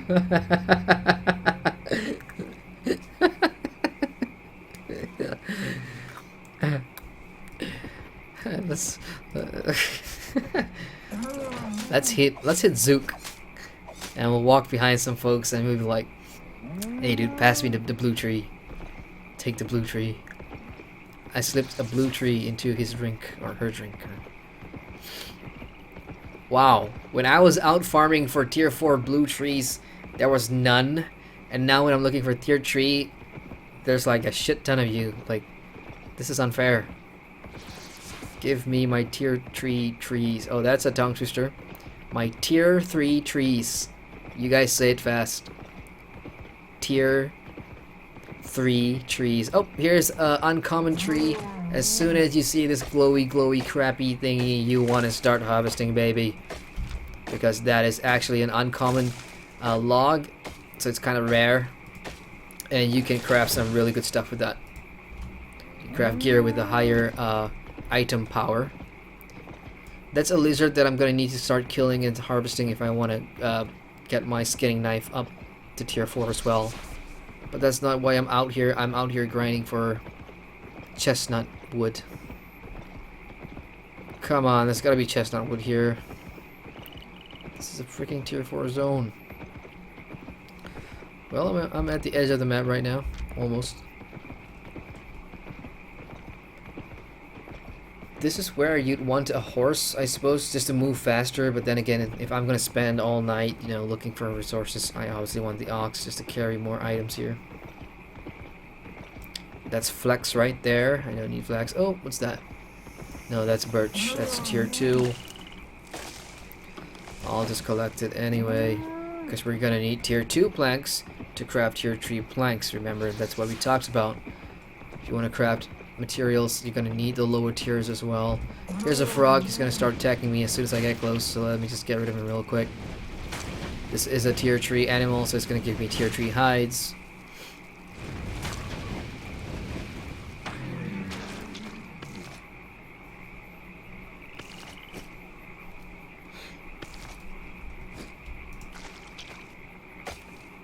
Thinking about it now, going out in the landscape and just farming materials, it's not so bad when you're streaming, because for the most part you're talking to yourself and you're wondering if anyone's watching and you're trying to be entertaining, so you're focusing on something other than actually just doing this over and over again.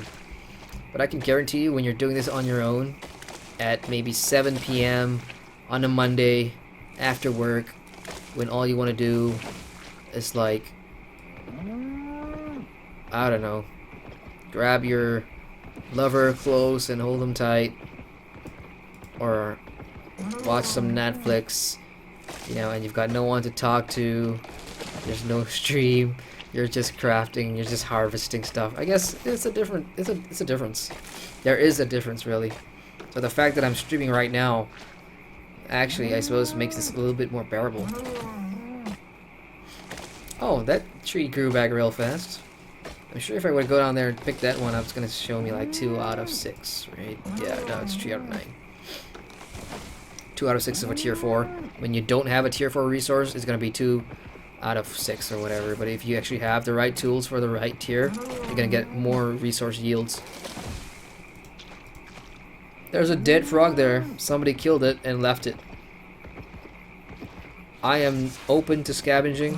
I have no problem just stealing other people's mats. When you kill something in the open world, there's going to be like a protection timer. It's like a minute or something. So in that 1 minute, if there's a player nearby, they can't steal your resource, or they can't steal the hides of the animal that you killed. But if you just leave, a minute later, anybody else can just grab it. So yeah, I'm open to just grabbing whatever others don't want. Oh, lizard. Shit. Well, I'm going to run into him anyway. Might as well just get rid of him.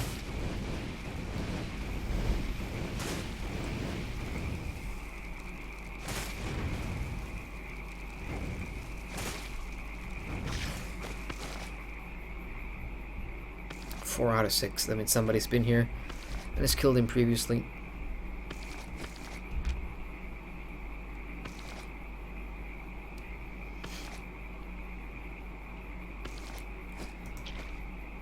Hey, dear Albion, some background music would be nice right now, because I'm so tempted to open my Spotify and start playing some music, but that means I can't put the stream up on YouTube then, because I'm gonna have like so many copyright strikes. You know what? Speaking of copyright, I was streaming MXM, as I told you guys earlier, Master X Master, and I imported the full Twitch stream onto YouTube, and frigging NCSoft copyright strike that video for like 30 seconds of music from one of their games. I think it was a Blade and Soul soundtrack, or was it an Aeon soundtrack? I don't know. But you know, it was playing in the background when I was in the PvP lobby or whatever, and that 30 seconds of music was enough for them to just strike a whole copyright claim. And I'm like, fuck it, I'm not gonna do that. So what I did was I just made some highlights and I imported those highlights, and that's probably what you guys are gonna see. So if you want to watch the full stream, you have to watch it on Twitch. Unless, of course, I just give NCSoft the money. I don't know. I will decide all that tomorrow. I just don't have to. Oh, uncommon tree? Yeah, let's do it. It's 4 out of 6. That's still better than nothing. Give me that uncommon wood, baby. That sounded so wrong. And I don't care. Oh shit, that happens a lot. When you're just clicking on the map to move and you randomly click on some resource, it's gonna just pick it up. Come on, chestnut. Chestnut. Give me chestnut. There you go. Ooh, and flax too. Nice. Just what I needed. Let me firebolt you. Take a chunk out of your health. And you'll be dead. Phone keeps buzzing. Let me just check it again. Sorry, folks.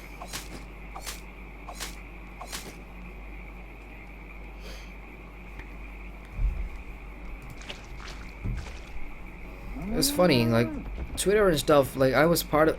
I've got. I know it sounds crazy, but I've got actually multiple Twitter accounts. I've got one for my, IGN persona, and then I've got one more for the channel. And the former was, I just added everybody that's in that direct circle of people who play the same MMOs that I was part in. But here's the thing: as soon as I started becoming critical about games that I play, that some of the people that follow me on Twitter and some of the people I follow on Twitter, as soon as I became a bit more critical in my content that I started to post, especially when I started doing reviews, and I talk about things that people usually don't want to hear about, constructive feedback or whatever, I just started getting a lot, people were just more colder to me, lots of unfollows even from people that I know, and that's fine. I totally respect that. I mean, if you don't like someone's opinion, you're not, it's not forced down your throat, I suppose. So that's why I'm really not that active into Twitter anymore. I mean, there's no nice way to put it. It just feels like that community that I was part of it, it's just like a circle jerk where everybody just agreed with each other and they just can't look past the fanboyism, I suppose. That's a nice way to put it. I'm sorry if some of you are from Twitter and you're watching this, and maybe you guys don't understand, but there's a lot of fanboyism there that people just can't shake just because you're part of a game community for so long. And when you start being critical about it, people just like, nah. Unfriend. I mean, grow up, right?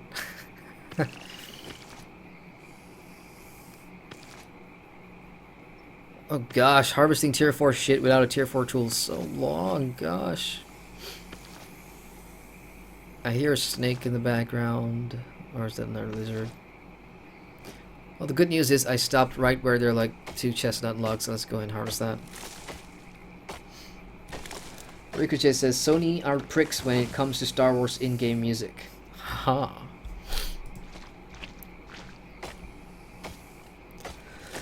I'm just gonna mute the mic here because I need to cough real. Sorry about that.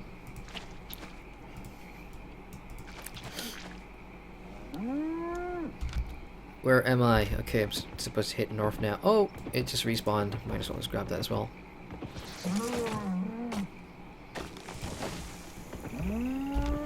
Next, let's head up top. I've gotten a lot of chestnut, right? I need flex too. But I'm not. Oh, what is that? Holy shit, what is that? What the hell is that? 1006, I can take it on. He's got a chest over there. Ooh. I've not seen you before. Cursed Shade. So he went down pretty easy. 131 silver, nice. But what's in that? Please tell me it's 500 silver. Oh, 1,000 silver on the landscape. Holy shit. Oh yeah. Where exactly is this on the map? It is right there. I am so saving this for later. Awesome. Well, there's actually more here. Let me just go ahead and kill this real quick. Maybe he's got more silver for me. Maybe an Adapt's Essence or maybe some runes. I don't know. I mean, they drop randomly because this map doesn't have a dungeon compared to the others. Oh shit, half my health is gone. What happened there? I probably stepped in this shit when I was not looking. That's 130 silver. That ain't bad. That ain't bad for landscape mobs. Oh, it's got too close. Let's kill this guy.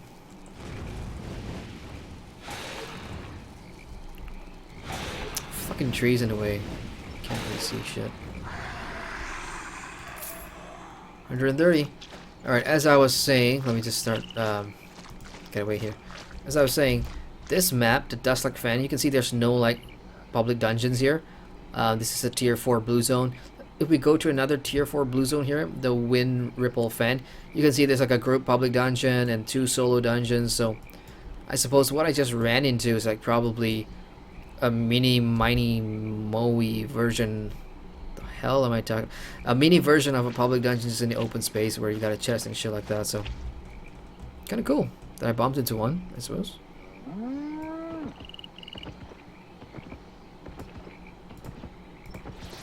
Oh, hang on. There's an issue with the stream right now because everyone is only seeing a loading screen.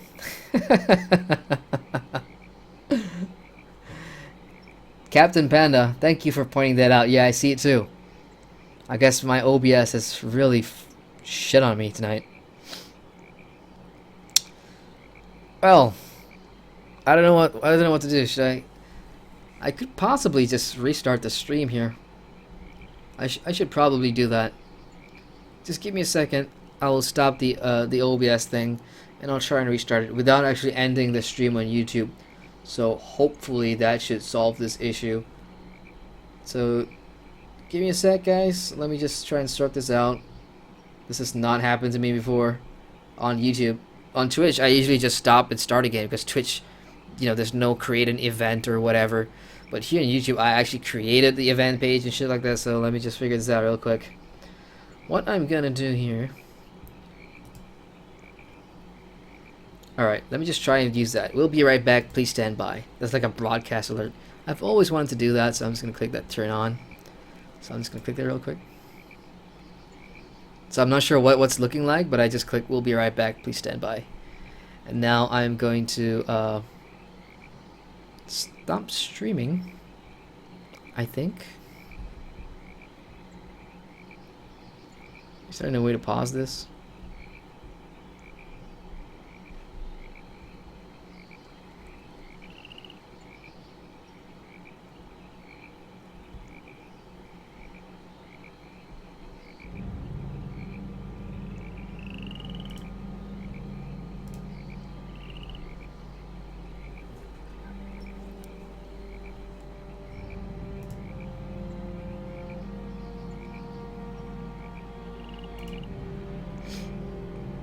I think we're back. I don't know. Man. I was just talking about this on Twitch this morning. I'm like, sometimes OBS just craps out on me whenever I go through like a loading screen or something like that. It just totally just messes up. Just gets stuck there. That's exactly what happened when I was recording content for what's this game? Shroud of the Avatar. Like every time I change zone or every time I hit a loading screen, OBS just stops. It just gets stuck on the loading screen, and I have to cut it and call it part 1 and part 2 and part 3. So it's just kind of a pain in the ass. I just never thought I'd see it in Albion Online. Shit, that's a problem. I probably need to reinstall OBS before the next stream just to make sure it's not a hardware issue here. Well, I guess we're back then. So, more uncommon logs. Sorry about that, guys. I apologize. I mean, I am not the most hardcore streamer ever. I'm learning as I go, so technical issues like these are bound to happen.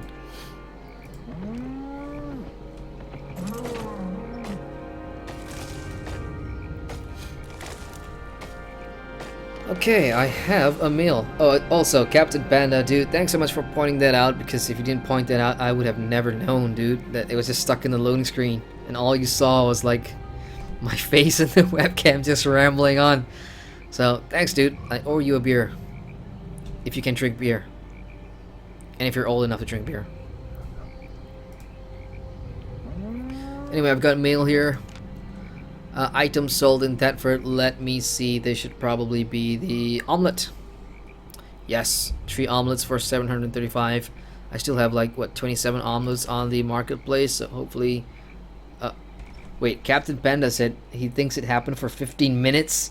That went on for 15 minutes. Son of a shit. 15 minutes. Sorry, guys. Shit. You know what the sad part is? The sad part is I've got two monitors. Like, this is the main monitor. Like, you're watching me. This is my main gaming monitor. And then I've got a second monitor over here where I usually turn to look at the chat.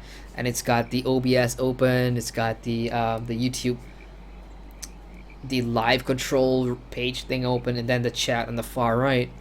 So when I turn to the second monitor, I'm just usually reading chat. I'm not actually looking at the other two things here. So, holy shit, I let that loading screen just get stuck there for 15 minutes. Guys, I apologize. Deeply sorry about that. That must have been shitty to watch because I must have been talking about stuff and you guys didn't actually see any of it. That means you guys didn't see me kill the landscape boss and get the 1,000 silver. Oh, damn it. That's a waste. That means the OBS didn't record the damn thing too, because that would have made great content for the review. Shit. Oh well. I'm an optimist. Life goes on. Now, where were we? Chestnut wood and flex fiber and anything lower than that. Oh, I just almost ran into a bunch of skeletons here. Let me just see if there's actually another chest. Well, I just made a circle here. I don't see anything. But here's some flex. I could definitely use flex.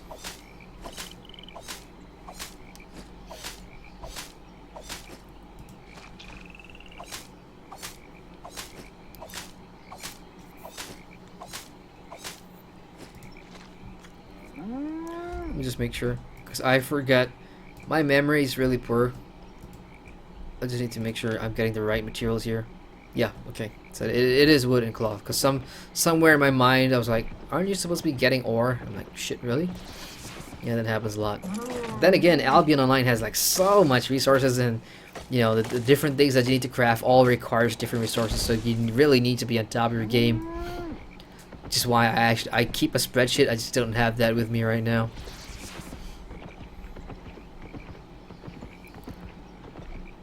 What is this? Birch? I'll take birch.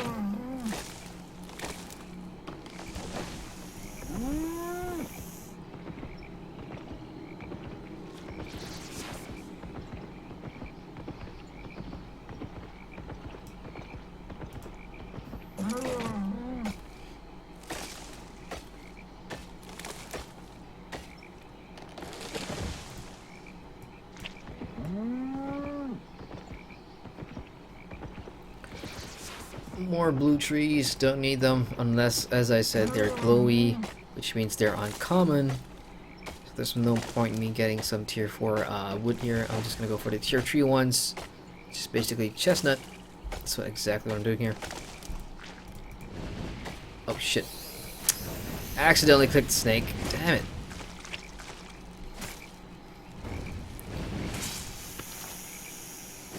Well, I guess I'll get hides for that. Sorry, snake. Wrong place, wrong time. You're in the way of my chestnut logs. Oh, I see a player down there. Here he comes. What the hell? Why has he got a blue bubble of whatever? Oh, cotton. I want cotton. Give me cotton. See, tier 2, you just harvest them so fast. Which is why you always want to keep a consistent level between your crafting tools, your harvesting tools, and the materials that you're getting. So the time to reward yield ratio is going to be bearable for you. But you get less fame. Let's see how long I can spend just crafting and gathering the materials that I need here. This is what grinding is all about. It's mental fortitude, and of course physical fortitude as well. I've been up since 6 AM. I don't know how long I can do this for. I just want to get my journeyman's, shit, what is it called? Holy staff, the healing staff.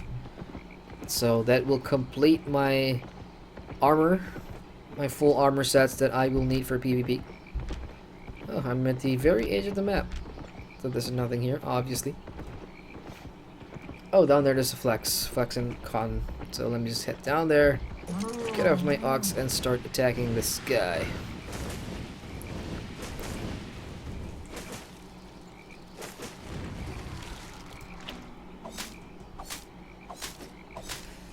It's just too bad that, you know, killing this swamp spirit and getting the flex doesn't count as skinning. I know it doesn't count, but I really wish it would. It would make things go so much smoother for advancing your skinning profession.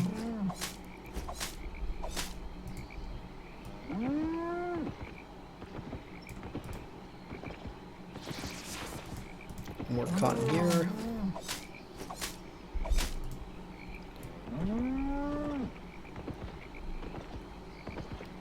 I think I'm pretty set for cotton because I got like over 1,000 cloth. Simple cloth. I just need flex. Just tier 3. That's like the purple ones. I think I'm good with birch too. Oh, here we go. Chestnut.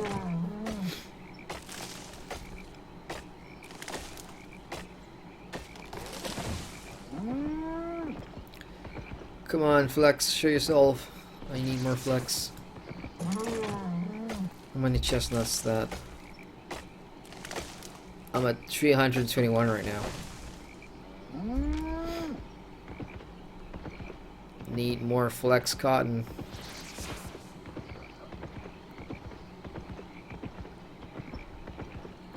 Nope, those are tier 2 cotton. Well, there's flex on the other side, so I'm gonna have to make my way there. What's the closest way? Oh, I'm just at the corner of the bend. Just grab all this chestnut. This is actually pretty great. It's like, what is it? It's Monday morning here. It's 12:30 in the morning, Monday morning. So it must be Sunday afternoon for the Western world. It's not a lot of players here. A lot of the resources are not being touched. Then again, it's tier 3 stuff that I'm actually after tonight. So I guess everybody here is just farming the tier 4 stuff. This is, after all, a tier 4 zone.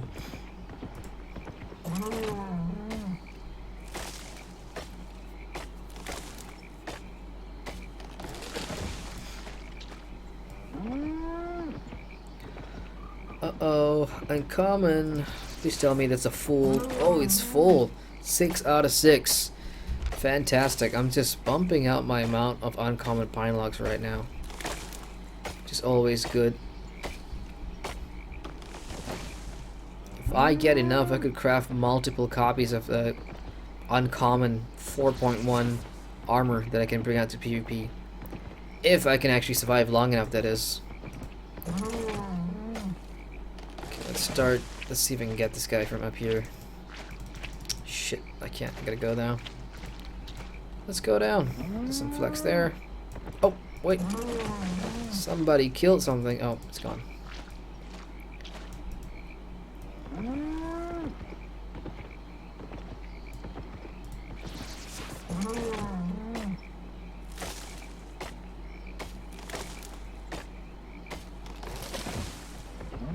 Making my way downtown. What song is that? It's the lyric to a song. Making my way downtown. Vanessa Carlton. Random. It's just random. Come on, give me some background music, Albion. Come on, I'm begging you, please. It's just so dull. It's such ambient sounds. I want music.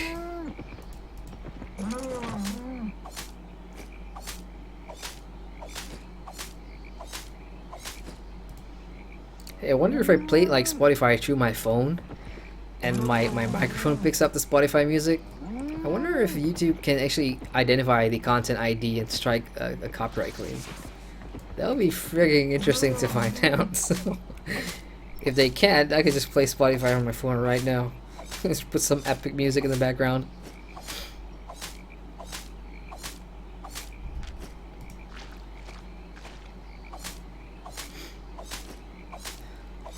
Oh, I could really use like some popcorn right now. Or another cup of coffee. I'm running low here. How much fiber and how much wood do we have? We have... Where's my fiber? There we go. 129 flex. That's not good enough. I don't think, because we need 8 flex. I think it's the ratio is 16 to 8, right? For my 16 to 8, 16 to 8. Yep, 16 to 8. But then again, I'm like 3,000 right now, so I probably could hit it, really. Let me just get 5 more of each, and then we'll head back to town, eh? Rico just says, I've got Minecraft music on the background. Seems fitting given the task. Minecraft music, huh? I'm trying to think if I've heard Minecraft music before. I don't think I have. I'm gonna go YouTube that right after the stream and find out what Minecraft music's all about. I'll probably play that during the week when I start farming my way from tier 4 to tier 5. What I consider like grindy music or farming music for me is, you know, all those epic music, orchestra stuff. 2 Steps from Hell. It's one of my favorite ones to do grinding with. Any of the RPG games that I play, the soundtracks, like Dragon Age, for example, Einenzer, great composer. Dragon Age Origins, the entire soundtrack is great while I'm grinding. Inquisition's great. The Trespasser DLC is also pretty good. What else? Anything from Howard Shore, the Lord of the Rings movies, the soundtracks, I'll take that. Even Star Wars, for heaven's sake. What's the famous Star Wars music? From the Phantom Menace. Oh shit, what's it called? You know how it goes. You know, that music. What's it called? Damn it. That's a great grindy music. It's really popular. Shit, I can't believe I don't know the name. It's there. I just can't think of it right now. Yeah, just any epic movie or game, fantasy type soundtrack. That's my go-to grind music.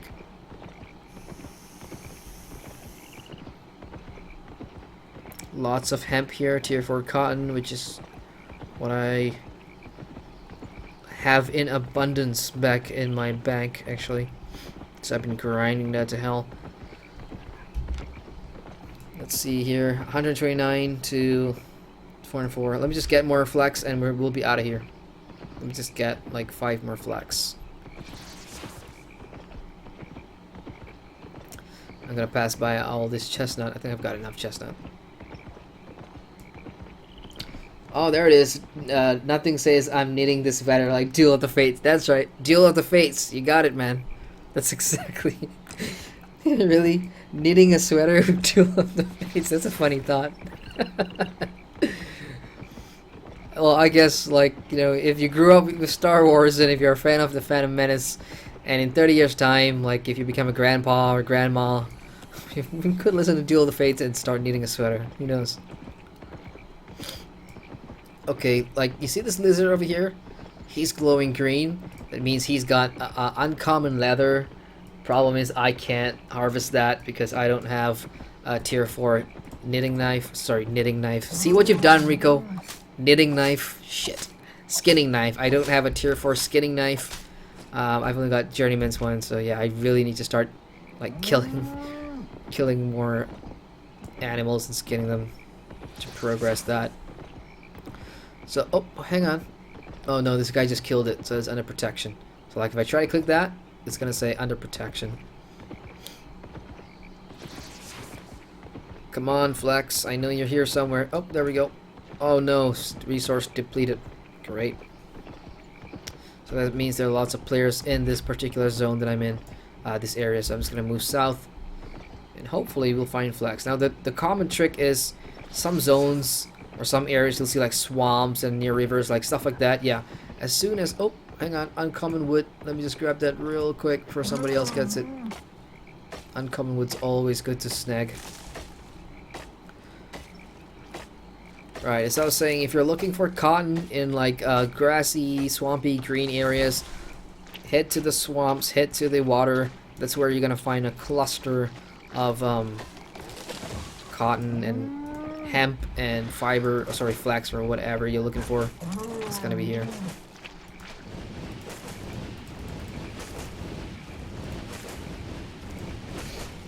Oh, hello. We've got a couple of new people in chat. We've got Logan Allo. He says, is this game worth giving a try?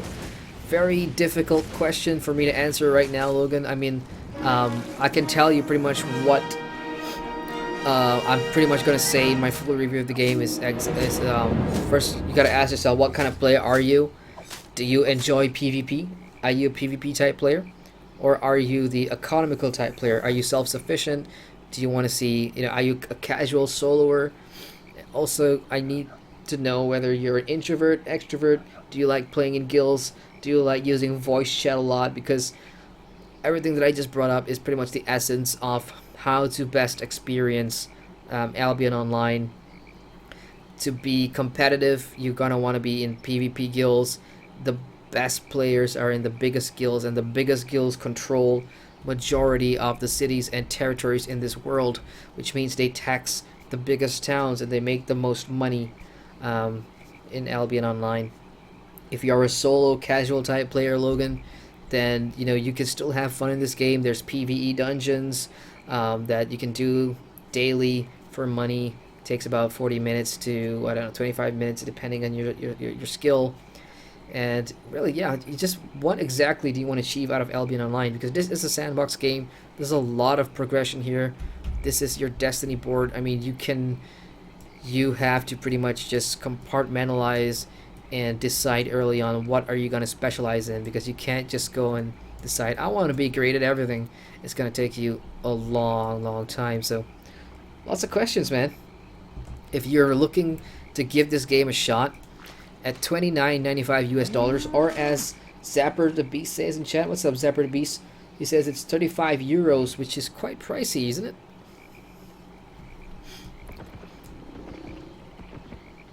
Interesting to, just to figure out if it's actually worth that sort of money, because when you think about the production values in terms of graphics for Albion Online, it's not exactly the prettiest looking game. So for 35 euros, you're getting this sort of graphics, but it's the gameplay that's probably going to be, worth that sort of money. Again, if you're a PvP player, you want that Zergy, you want that ganky type play, where he's going to make all the highlight reels on Twitch and stuff like that. 35 bucks may seem like a bargain, especially if you have a large group of friends that you want to play with, and you're all in the same time zone, and your internet connection. Yeah, dude, one more thing. If your internet connection's really bad, you're not gonna enjoy this game. I swear to God, dude. Like, you can watch my last stream, the lag will kill you, because in PvE or PvP, the combat system here relies a lot on you being able to get out of the way, get out of the ground targeted attacks. You get to see them on the ground, just basically cones and whatnot. But it's very unforgiving. So if you miss one, or if you stand in the fire or whatever, the penalty to your health is really significant. So it expects you to get out of the way as fast as possible. So you've got bad ping, or you've got a bad latency, trust me, you're gonna die a lot. And the repercussions for dying in a blue zone, not so much. Probably just, you'll take a hit to your repair bill. It's gonna cost you a lot of money to fix. But in the red zones and in the black zones, if you die to another player, or if you die to like a landscape mob, you're gonna lose all your items on you, and even your horse. But you still keep your progressions though. Oh, and you lose some of your silver too, so it can be very punishing, can be very forgiving. Zapper the B says in England, Xbox One games are about the same price. Yeah? Wow. Well, that puts things into perspective for me. I mean, it's pretty pricey. I mean, on the first stream, I actually made a comparison, because I bought the Elder Scrolls Online on Steam. I mean, it was sort of like on sale or whatever, but on full price, the Elder Scrolls Online is cheaper in my currency than Albion Online is when I bought it. Because I bought Albion Online for $29.95 US. That equates to like 130 something Malaysian ringgit. And I bought the Elder Scrolls Online for less than that. So when you put the two together, the price comparison is like, it's crazy. But yeah, I'm giving this game a fair shot, really. I'm giving it the fairest shot possible, because this is not the type of game that I play. It's not something I immediately look at and point it inside. That's my main MMO, because I am, and I'm sure with most of you guys that watch my channel, a traditional theme park MMO type player. So this is really me stepping out of my comfort zone. But there's a lot that I like, because some of the stuff I mentioned to Logan about being an introvert and being like a solo player, that's me, man. Like 2, 3, 4 years ago, I was the hardcore player, I was the guild player, I was the raider, I was the no sleek type grinder type dude. But ever since, ever since work life came into my life, with a full-time job and everything, you just have to give up some of that lifestyle. So today I'm very much like the casual nomad soloer, and I'm checking Albion Online from that perspective, and I have to say it's playable and I still enjoy a lot of the aspects. I mean, if you watch my previous streams, all the farming and just making money off the auction house to help me buy and get started on things that I want to do, it's kind of fun. You have to be very self-sufficient here, and that's something that I like to. But whether you're a solo player or whether you want to be, self-dependent, the one thing that's constant here is that I will maintain you need to join a guild. Even though you want to be a soloer, I'm sorry, but you're really gonna need to want to join a guild if you really want to enjoy this game. Because you're just so gimped for a solo player. There's a lot you can't do, especially when it comes to crafting and how the economics work in towns. Like, people just abuse the tax system, and if you're in a guild, you can do a lot of things for free. You can get away with a lot of the taxes and stuff. Just my 2 cents. I mean,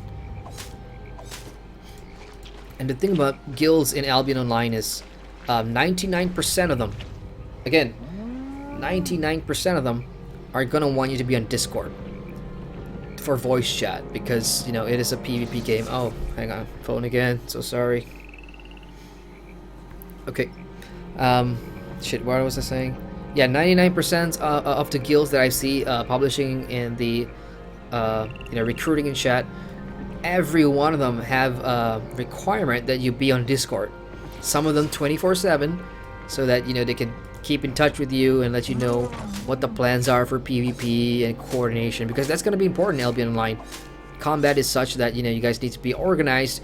Guild versus guild is not a small joke here. It's probably the biggest type of PvP group content there is here, besides Hellgates, which are just dungeons that you can go in there and fight PvE, but another guild or another group of players can come in and the both of you can just fight it out. So yeah, Discord is going to be very important. So if you have a problem with being on Discord and using your voice chat, especially with people you don't know, then guilds might be something that will just turn you off.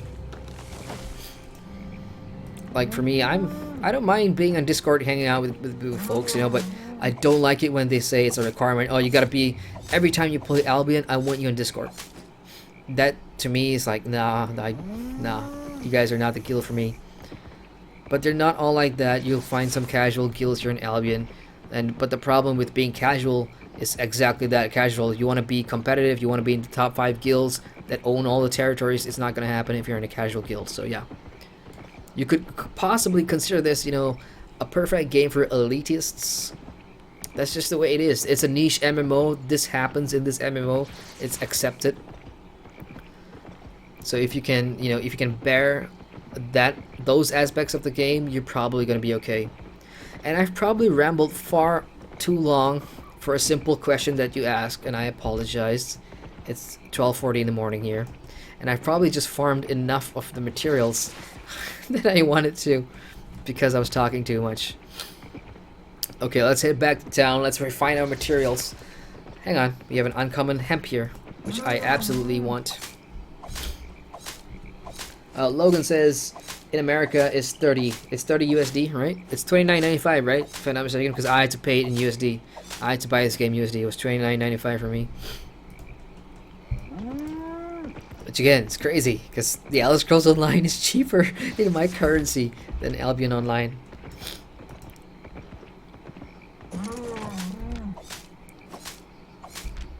Some more flex for good luck, and I'm out of here. Let's go refine materials. Oh, I have another mail. This better be the other chicken omelet. Yeah, 2 chicken omelet, $4.90. Great. Passive income, folks. Farm, cook, sell them, make some money. As a solo player, that's one of the things I enjoy. Just making money from doing the little things like farming and shit.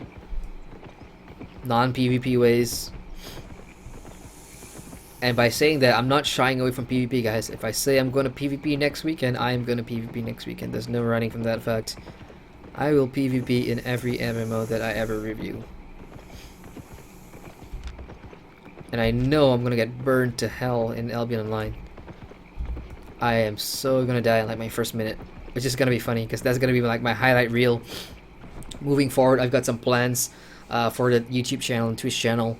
You know, because I'm going to take some time to set up. So at the very start of the streams, I'm going to have like a little montage of all the streams that I do. So I'm just looking back now. I've got the Guild Wars 2 streams, I've got the ESO streams, I've got what else have I done on Twitch? I've got the Ark Survival Evolve. There's so many funny and stupid things that happen that's gonna make a great montage. So yeah, I'm expecting to get ganked and zerged in my first 5 minutes of entering a red zone here in Albion Online, so that's probably gonna make the highlight reel. Can't wait for that. But if I score a kill though, if I score a first kill in my first 10 minutes in a red zone, I don't know. I'll probably take off all my clothes and stream. Because that's not gonna happen. I swear to God, there's no way I'm gonna be killing a player in a red zone. Not at tier 4. No way. Back in town, let's just see. I want to make sure the loading screen works this time. Nothing showing up. Are you guys seeing town? Okay, great. You guys made it past the loading screen. Okay, time to store everything except my cottonwood.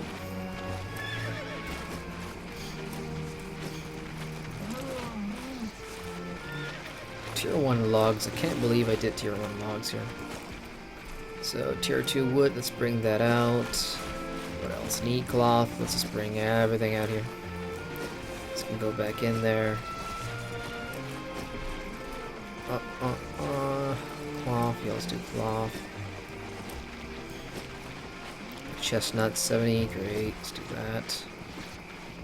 Chestnut logs. Let's put that in there. So that's 439. What else am I missing here? Flax, simple cloth, cotton.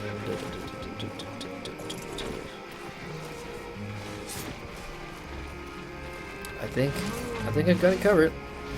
So let's go refine these materials and let's craft.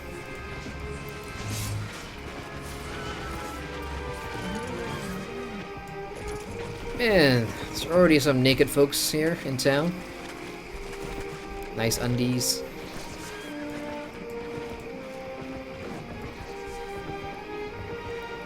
I just love seeing...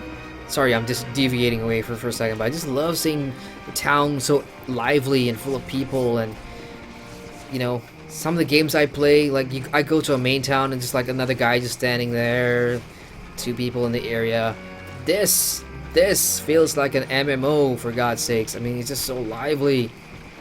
There are no servers, there's no NA, no EU, it's just Albion Online, you just log into the game and everybody's here. And again, that's why they had to make the graphics as simplistic as it is, just to support this, you know? Loading screens are at a minimal. I can fit this, 151 players are in this region right now, and they're all on my screen. And I've got no lag whatsoever, there's some frame drops. But that's it, it's a pretty seamless experience. I just can't wait to see. I should probably see if the cross-platform version is available, if the Android version is available, so I can download it on my Android phone, and I want to see if I can play it then, because I want to put that into the review as well, if it's working. Because playing this on my phone, or even a tablet, would be pretty interesting, I reckon. What am I doing? I'm going to Ambient PD sign. That's right, Ambient PD is the guy with all stuff. Logan says, the one thing that kind of bothers me is the 2D view. Yeah, trust me, dude. My first stream, like in the first 10 minutes, that's exactly what I said. I said, Jesus Christ, this looks like Adventure Quest 3D. And if you know what Adventure Quest 3D is, it's almost got the same, you know, you can see like the polygons and you know, the vectors of the design is all over the place, and it just looks very, it just doesn't look good, especially if you've been playing 3D MMOs all your life and you're used to like high textures and you know, beautiful character models. But the more I played Albion and the more I got into the systems and the more I tried combat and just got into crafting and the more I saw my progression going, and you know, you see a lot of players in the world and you just lose that thought. You just lose it immediately. The production value just escapes your mind because you're so engrossed in advancing these systems that I no longer think about the graphics now. But I will say you are right. The music is absolutely fantastic. Albion Online has hired I think a German orchestra to make their background music, so it's live music. It's a full functional. I mean, it's a full orchestra. There's no keyboardist, synth, crap, nothing. So it's very high quality music here, and you can tell. Shit, I'm talking too much again. What am I doing? I'm supposed to be refining. Yeah, wood. Sorry guys, getting late. Let's do birch planks. I still have my coffee from like 2 hours ago. Make that 3. So that's done. Let's do chestnut planks. This should be more than enough for me to get my journeyman's mages. What's it called? Holy staff. Just my healing staff. Okay, chestnut planks is done. Let's go on and head over to the weaver station. Let's get our cotton done. Checking guild. Oh, finally, we've got more people on guild. Diandel too. Should probably ask them later what happened to our guild island.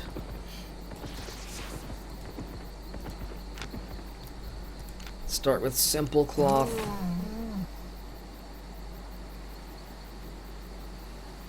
That's done. Now neat cloth. 114. Yeah, I think that should be fine. My main concern was the planks because, you know, the staff took 16 planks per staff. I should have more than enough to hit 4,000 right now. Okay, I've got all I need. Moment of truth. Let me just combine these two. Let's go to the Luctus Guild Island and let's... The fish just happened. I may have clicked this rock. Yeah, I clicked the frigging rock. That always happens. So now I have a tier 1 rock. I'm just going to try that. I have no need for that whatsoever.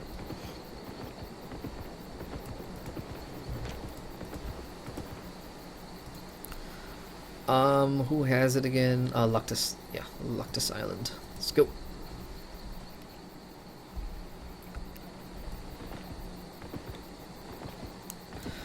Let's check out the Luctus market. I want to see what they're selling.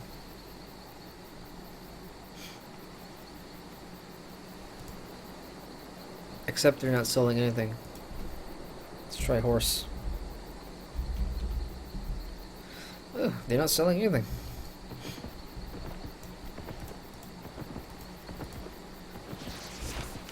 Well, if there's anyone from Luctus watching, hey, thanks for being our guild allies. We appreciate you letting us come to your island to craft and whatnot.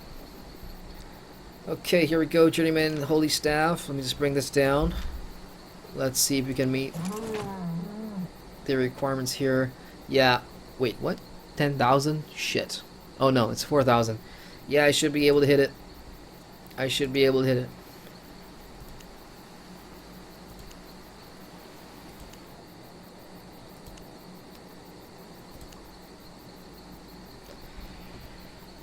Ah, alas, it hasn't been done. It is over. Holy Staff Crafter is now done. I've just reached the second requirement tier. I'm going to spend the 9 learning points so I can immediately start crafting my tier 4 Holy Staff. And other stuff as well. This Great Holy Staff. Great Holy Staff is basically the difference between a normal staff and a great staff is two-hander. So if I'm using my normal tier, like if I'm using the normal Holy Staff, I can use a shield as my offhand, or I can use the tome book if I wanted to. But you also have the option to use two-hander staffs for more power, I suppose, or better skills, I don't know. But I feel more comfortable having the tome, because reduced channeling times or reduce Yeah, reduced channeling times is always going to be a plus. So there we go. Let's learn this real quick. Sweet, sweet music. I love hearing that because it means I have made more progress. So right now, because I've done all that grinding as a mage, I have the ability to craft tier 4 mage's tomes, tier 4 holy staff, tier 4 fire staff, tier 4 cloth headgear, tier 4 cloth chest piece, and a tier 4 cloth sandals. This in essence is my build and something that I'm going to be taking out to PvP. I'm going to be in full cloth armor, doing pretty much just a lot of damage from fire and swapping to heals whenever I want. And hopefully I can get out there with my guild sometime next weekend. I'm going to have to plan that really. So next weekend stream could possibly be in the morning, my time, morning, which means in the evening for a lot of you folks in the States. So that way, because my guild is American, so that way I can actually join them when they go out for their PvP hunts and whatnot. So they'll make for some interesting streams. So I'll let you guys know during the week. And the best place to find out about that is actually just follow me on Twitter, where I usually post stuff like that, or on Twitch if you want. So that's that. Now the challenge is to go farm tier 4 materials like fine cloth, so I can start crafting multiple copies of my tier 4 armor. And again, for those of you that's just joining the stream, if you're wondering why I'm doing this, it's because when you go to PvP and if you die in the red zones, again, you gotta say goodbye to your armor. They go. Say goodbye to your weapons and say goodbye to your horse. So I'm just making a failsafe backup pieces of armor, putting it here. So because I know I'm gonna die a lot, right? But I still need to capture like footage and everything for the review and for the streams. So having that backup armor, it just allows me to go back as many times as I want. As for these staffs, let me just go ahead and salvage them here because they did give me money, as I mentioned earlier, as well as some of the materials back. Boom. Wow. 221,000. Where did that come from? Oh yeah, I was making money from selling all those almonds and whatever. I still have one more journeyman staff here. Actually, two more. It's hiding in between everything else. That's it. Great. And just to repair. Done and done. Now for a lot of the armor and stuff, I need what, tier 4 cloth. And because of my grind from like tier 3 to tier 4, so I could use like the tier 4 harvesting tool, I really have a lot of materials for tier 4. Let me just stack and sort them. And when I sort them, it's gonna put like the highest tier first in terms of material. So you can see I've got 99. Sorry, I've got 999 hemp. So that's more than enough to start crafting my wood. I've got 900 wood as well, so I've got a shit ton of tier 4 mats. So I can probably just do this during the week and you know, just craft all my backup armor so I can go PvP. Someone just closed the door outside. It's like 1 AM. So I'm not the only late owl tonight. As for this uncommon hemp, what exactly are uncommon hemps and what exactly are uncommon materials? Well, let's take hemp for example. This is a normal hemp and this is the uncommon hemp. So if you go to your destiny board and you look under your refinement progression nodes, click under cloth or fiber here, you can see you have options now to refine it. So this is the normal version. This is the one I just showed you the fine uncommon cloth. And then there's rare, and then there's exceptional. This is extremely rare to find. All you gotta look for, as I told you guys earlier, is gotta see that glowy circle around the around the cotton. So if you see the color here, so blue is gonna be rare, purple is exceptional, and green is uncommon. So to craft these, however, you're gonna need two of the uncommon hemp and one of these adept essences. And once you have that, then you can start to craft uncommon gear, uncommon like robe, chest piece, or whatever. Now the interesting thing is these this middle one here, adapts essence. Where does that drop from? So I've got 11 right now, and I've been really lucky. To get adapts essences, you pretty much just want to go and do the public dungeons here. These are solo dungeons. You can go in there and you can start killing mobs, and they drop from the boss mobs. They can drop from random mobs as well. So that's how you get them. And that's pretty much it for this stream, guys. I think I am pretty much burnt out from a full day of just doing Sunday stuff, which is why early in the stream I'm thinking about actually moving my leveling streams to like a Sunday morning, because I'm not sure Sunday night is actually a great idea after having gone through the whole day, and then to come back and start streaming at night right before I sleep is probably a bad idea because I'm just so spent. So probably doing my streams in the morning is going to be better for you guys as well, and better for me, because I'm, you know, I've got the full day ahead and got plenty of time to burn. So yeah, I'm probably going to end the stream in like 5 minutes or so. So if you got any questions about the game, any questions about Albion Online, any questions about any MMORPG, feel free to shoot them in chat right about now. Like the Loadshow review I just put out actually. Anybody play Loadshow here, want to chat about it, go ahead. I'm just gonna sit here and chill for a couple of minutes before I end the stream. Got some stuff to do, which actually involves my farming. Shit, I picked up my carrots, but I totally forgot to plant new carrots. Damn it. And these are time sensitive because they take exactly 22 hours to grow. Damn it. And I need those carrots because I have a lot of chickens in my pasture that needs feeding. And they eat carrots. Well, they can eat anything really, but I just use carrots because I have a lot of carrot seeds. If you notice, I've stopped selling carrot soups too, because since I got the ability to cook like chicken omelet, carrot soups, I make more money from chicken omelets than I do from carrot soups, so that's basically why I stopped cooking carrot soups.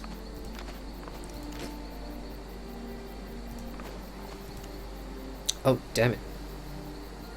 Riku J says, 22 real life hours. Yep, 22 real life hours, my friend. So, there you go. Here it says, I just planted a carrot seed here. So in 22 hours, essentially, I'm going to get the carrot. So it's going to give me 1 carrot. So if I water here, if I click water, and that's going to cost me focus points. And focus is something that regenerates over time. And you can use it to spend on all your crafting to get yield bonuses, so you'll get 200% more carrots. So I'm just gonna do that real quick, and now that I've done that, I'm gonna get like 6, 8, 10, 12 carrots because I spent focus. So the one thing I forgot here is my wheat. I'm gonna need my wheat seeds, because wheat is needed as a part of a recipe for the chicken omelet. So I have only 1 wheat seed, and really if you want to get more wheat seeds, you have to buy them from the seed vendor. Logan Allo asks, does it have traditional class system in MMOs? Nope. Albion Online is a classless system. Your skills, like right down here, if I get off my horse, all these skills you see here come from the gear that I wear. So I'm wearing full mage armor, so my head armor has some skills, my chest piece has some skills, my legs has some skills, and my weapon has a lot of the skills. So what class you are, or what archetype you are, whether you're ranged, melee, magic user, is gonna come from what you wear. So essentially, if you take off all your gear, you're an empty shell, you're a blank canvas, and you can mix and match. There's no restrictions. The only restriction is you have to be able to use it by, you know, completing all the novice stuff. So you gotta wear the novice ones, and the more you use it, the higher the tier of gear you can use. So if I've been wearing light armor in the novice levels and I use it a lot, I can use the higher tier novice light armor, and that's how the progression works. But in general, you can just mix and match. Heavy, you can have a heavy helm, you can have a light shirt, and you can have a medium boot if you wanted to, and you can have like a dagger and a shield, or a dagger and a tome. I don't know, whatever whatever build you want. And that's why if you go to the forums, you can see there's like a crap ton of player builds based on all kinds of weapons and armors. So it's just a matter of finding which one works for you. As for me, I'm not ready to just mumble jumble a whole bunch of armor and see what fits. I prefer the full mage archetype because there are benefits for doing that, especially if you're a mage. You're gonna use less mana or less power, for example, and your casting time is gonna be reduced if you go the full mage archetype build. So that's why I'm in full light armor. Right, what was I supposed to do again? Yes, I was gonna get more wheat. So the first thing, I suppose, when you first buy a farm, you're not gonna get seeds. There's no seeds in your inventory. You can either buy them from the marketplace or you can buy them from this vendor right here, and they're gonna be a little bit pricey. But once you start to buy a couple of them, you will get the seeds back when you farm them tomorrow, or when you farm them in 24 hours, and that's how you accumulate seeds. So I'm gonna start. Wait, why can't I? Okay, there we go. I'm gonna mix and match my carrots and wheat here, so I'm gonna increase my wheat production. It's gonna help me put out more chicken omelet tomorrow, make some more money.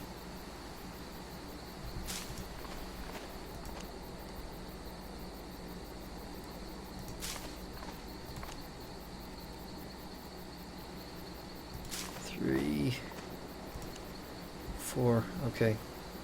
So the last 3 rows, I'm gonna use my wheat.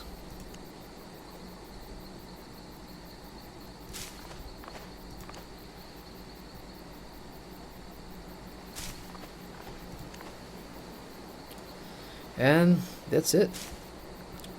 All that water bucket things you see is just pretty much asking me to just spend some focus to water it, and by doing so I'm gonna get more of the crop when I harvest it tomorrow. So even though you feel like you want to hold on to your focus, because you can use focus for crafting as well. Like if you're crafting gear, you can use focus to make sure you get a very good quality gear. Like you can get an outstanding or a good, or and those basically mean your durability is higher and your item power is higher.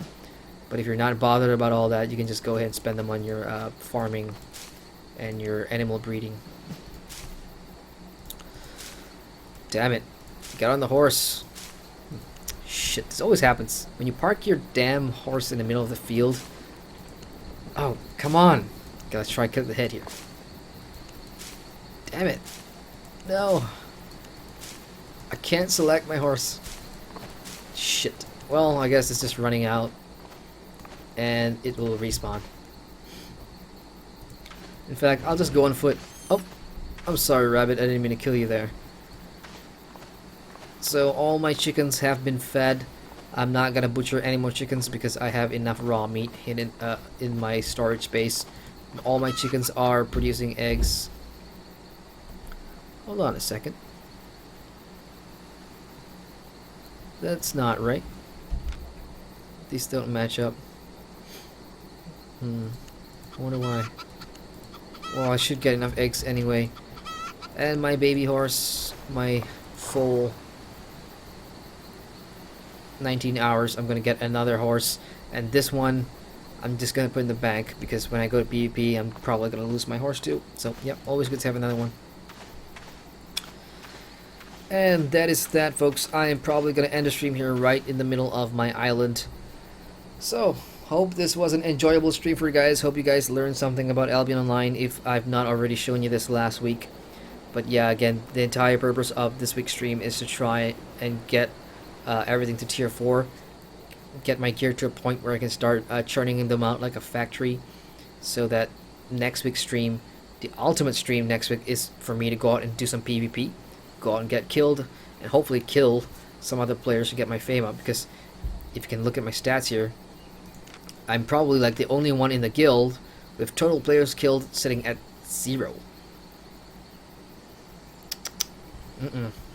No, I need to kill at least 1 player or 10 before I'm satisfied here. So yeah, that's hopefully gonna be next week's stream. During the week, I'm gonna go and try my best to hit tier 5. but I will have all my tier 4 gear crafted, so that next week when the stream hits, I automatically should be able to be in the yellow zones, the red zones, and probably in the black zones as well. So where exactly is that? So from here you can see from where I was harvesting earlier. If I just take the western path, it's going to lead me to this yellow zone here. Now I can already PvP in a yellow zone. As you can see, there's some red zones here or something like that. There's a war going on. People can jump you in yellow zones. People can zerg you, but you won't die permanently. You just get knocked down. So from there, if I move on to here, Spectral Sump. Now this is a full PvP zone. If you die here, all your items are gone forever. This is a red zone. So, and the fun thing is there's dungeons and stuff. So you could go in there, do some PvP, and you just never know which bastard's just hiding in the corner waiting to gank you, and or zerg with its partners or whatever. So, yeah, hopefully I'll be able to show a lot more of that next weekend stream. Get some guildies together, and we'll do that. As for right now, I just want to say thank you guys in chat, everybody.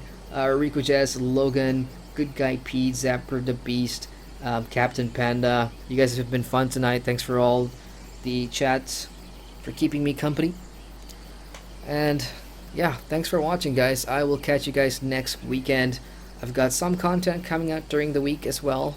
I'll probably put out the Master X Master. I did some Tree and Tree combat. I did the PvP as well, so I'll put those Twitch streams on the YouTube channel.